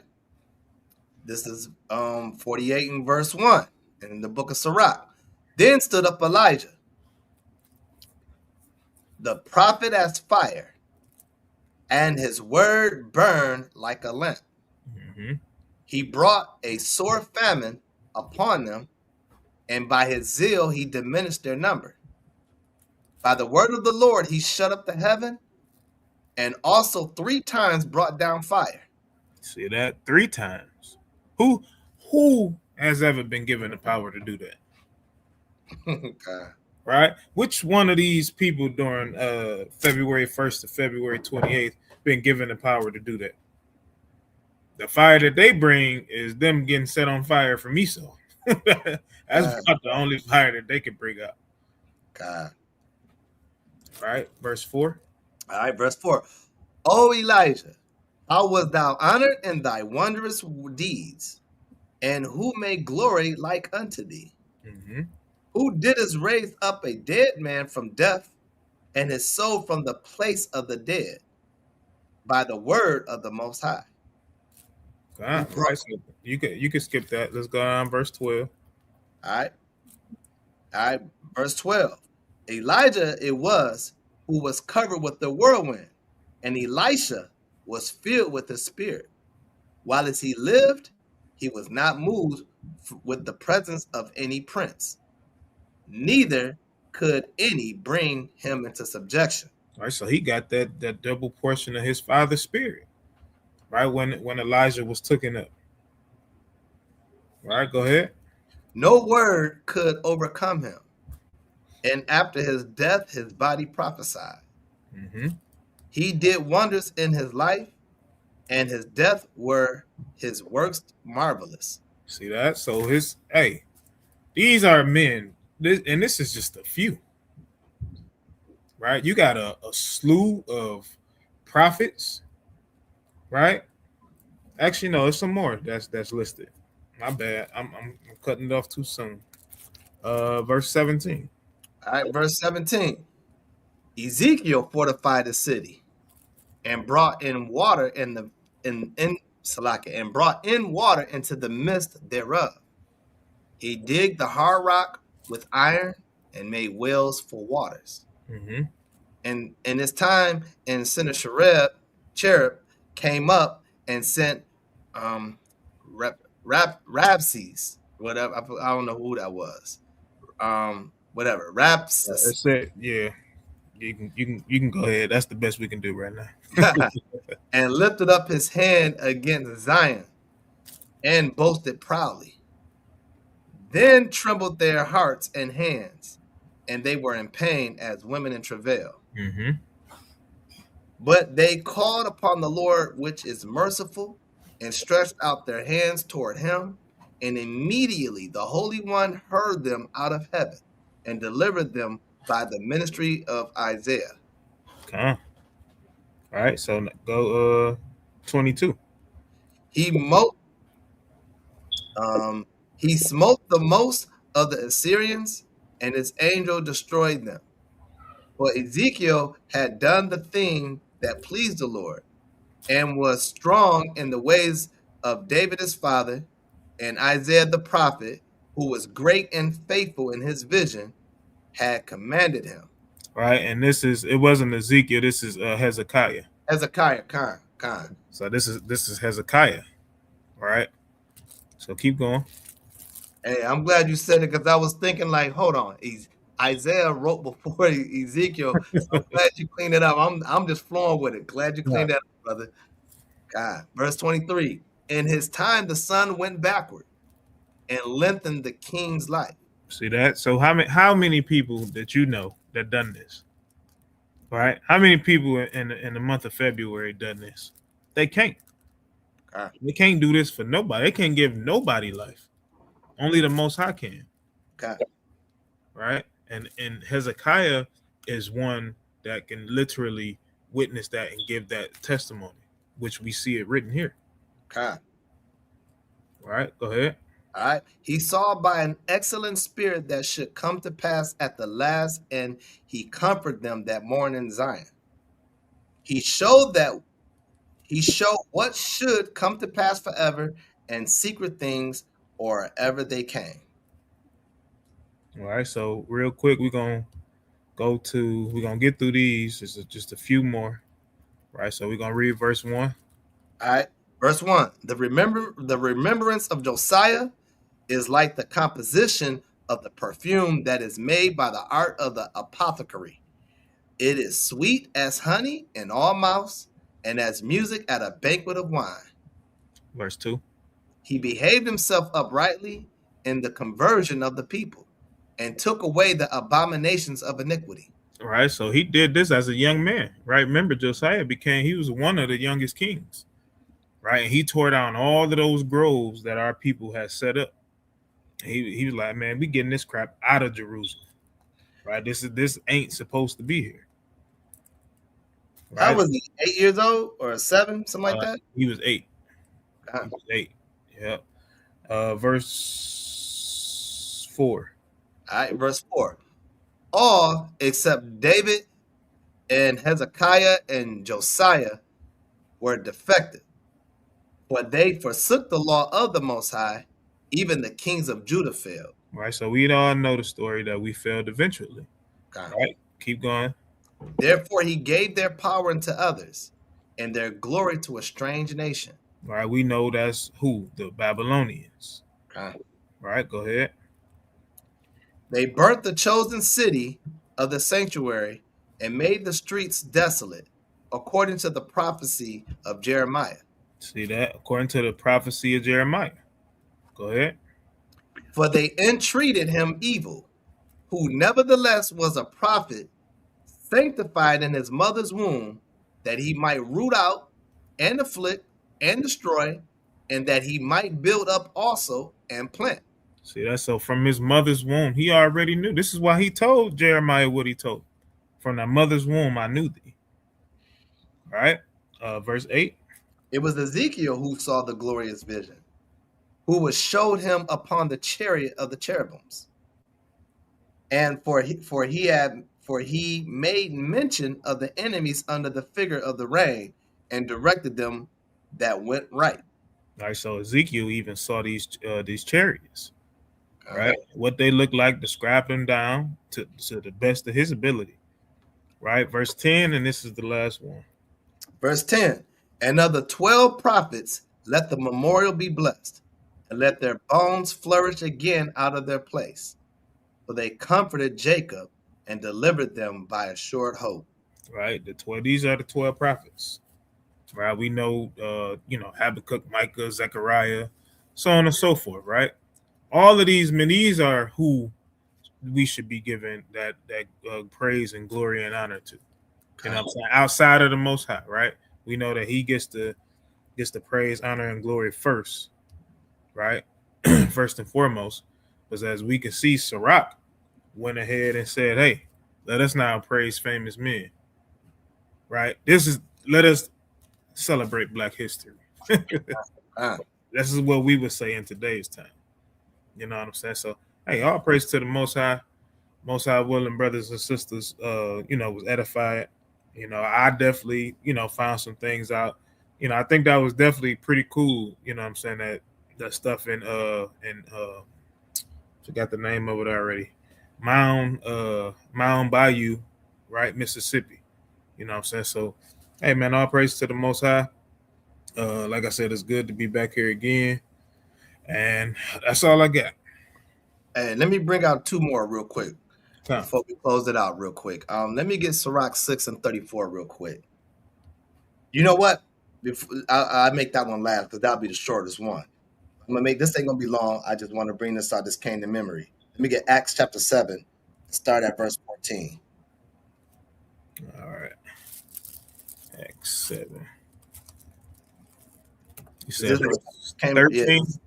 14, right? Because we on about the famous men. And it's just repeating it back where you don't even got to see it in the Apocrypha. You will also see it in the book of Acts when our people were getting the history right back to them after the Pentecost, right? So right after Stephen had passed away, this is what was taught back to the people to bring in remembrance. Why? Because this is our famous people. These are our people that delivered Israel, that created, that built up Israel, and what we have right now, right? So let me get 14 real quick. All right, it's the book of Acts, chapter 7, verse 14. Then sent Joseph and called his father Jacob to him, and all his kindred, 75 souls. So Jacob went down into Egypt and died, he and our fathers, and were carried over to Shechem, and lay in the sepulchre that Abraham bought for a sum of money of the sons of Emor, the father of Shechem. Right. See, Abraham bought us. We had our own burial place, man. That's something that's never been told. That where we can lay our heads at, right? So right now we in different type of tomb places where they ain't got none of our names at right now. But our forefather Abraham had a place where we can lay and rest at. Go ahead. But when the time of the promise drew nigh, which God had sworn to Abraham, the people grew and multiplied in Egypt. Till another king arose, and which knew not Joseph. The same dealt subtly with our kindred and entreated our fathers, so that they cast out their young children to the end they might not live. In which time Moses was born and was exceeding fair and nourished up in his father's house 3 months. And when he was cast out, Pharaoh's daughter took him up and nourished him for her own son. And Moses was learned in all the wisdom of the Egyptians and was mighty in words and in deeds. And that's what I was bringing out earlier in Exodus, that, hey, when they looked at the Israelites, how we were mighty, it was not just in mighty of strength, it was all in wisdom, words and in deeds, right? And I just wanted to bring that out real quick, just showing you that Moses was a wise man. My last one, let me get Sirach chapter 6 and 34. 6. Right? Our people was full of wisdom, man. You know what I'm saying? That's the true history. When we were connected to our Father God, that's the history. History that we were priests and rulers on the earth, right? But go ahead. It's the book of Sirach chapter 6 and verse 34. Stand in the multitude of the elders and cleave unto him that is wise. Why? Because they are they help build this future. They help build the future and where we stand today. If it wasn't for Moses and all the names that we just named, we wouldn't have an understanding who we are today. Right? Go ahead. 35. Be willing to hear every godly discourse, and let not the parables of understanding escape thee. Right. Listen, and that's why we gotta honor our elders, man. Because especially those that been in One West, we have to pay so much homage. That's why even in camps, respect your elders that already seen it or been there or done it. Right? Because guess what? They elders taught them. Okay. That's history on us. One West is a history right now. That's a black history that no one's talking about. Okay. If it wasn't for One West, we wouldn't have an understanding that we the Israelites. For all the brothers that did the mortar and brick in the streets, that's it. And look what we're doing. We're repeating the history. Why? Because we got to stand in the multitude of elders and cleave unto them. And we've got to be willing to hear, not willing to argue and debate, willing to hear. All right? 36. And if thou seest a man of understanding, get thee betimes unto him. Right. Hold on. When you utilize elders, if you in LOI, utilize the elders. If you're in another camp, utilize your elders.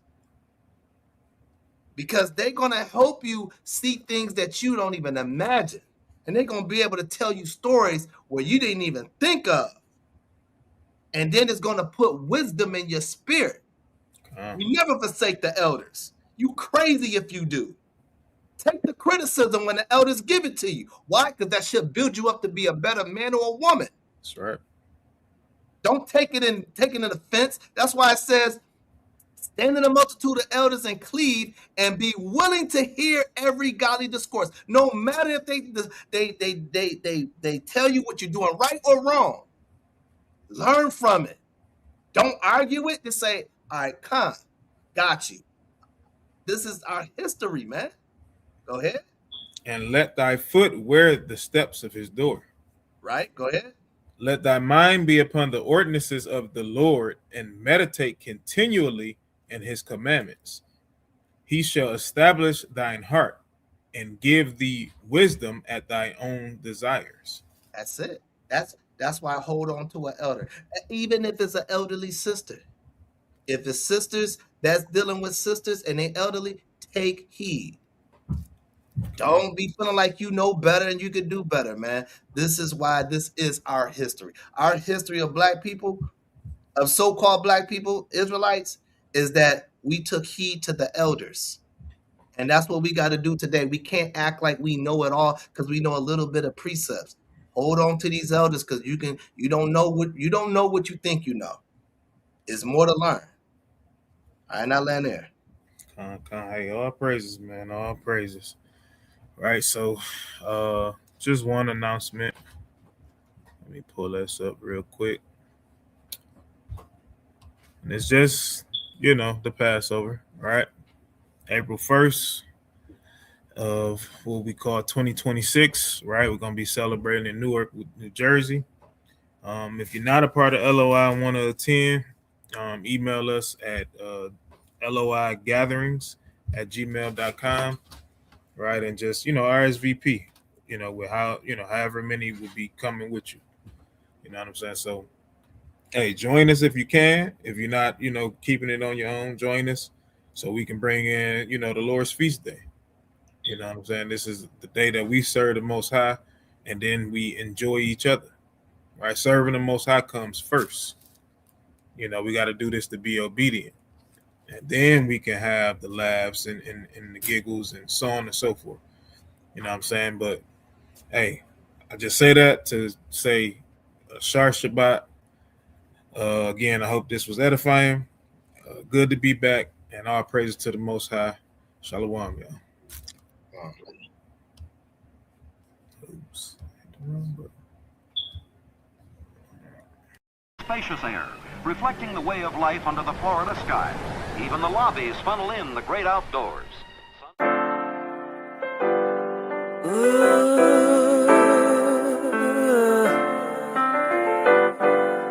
Chosen. I was set apart for God's use. Chosen.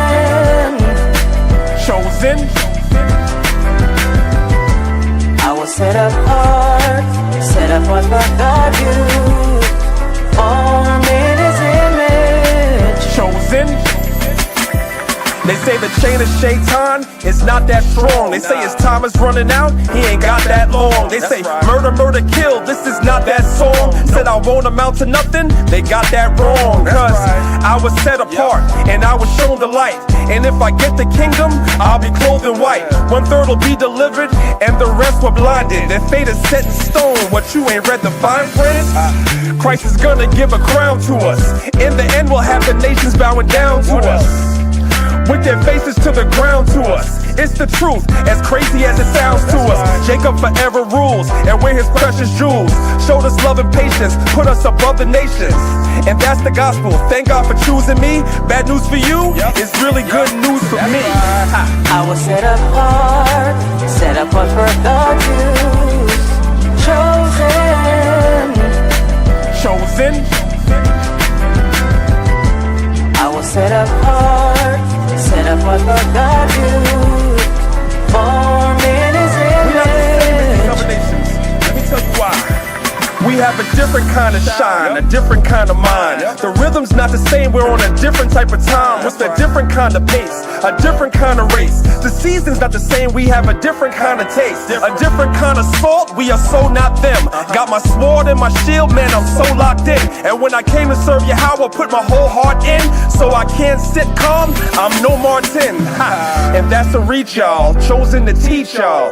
Every Sabbath you can find us in the streets, y'all. Dear Ya Allah, my nickname is Priest, y'all. In the gym, they say that I'm a beast, y'all. Set apart, the nations all hating me. Set a trap, they lying in wait for me. Chris Paul, they don't wanna play with me. But if you love me, I'm asking that you pray with me. Cause I was set apart for God's use. Chosen.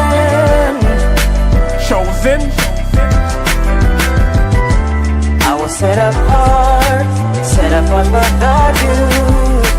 Formed in His image. Chosen. And thou art an holy people unto the Lord thy God. The Lord thy God have chosen thee to be a special people, chosen above all people that's on the face of the earth. That's Deuteronomy 7:6. That's you, black and Latin man. Chosen. That's you, black and Latin woman. Yeah. And we were chosen. Chosen.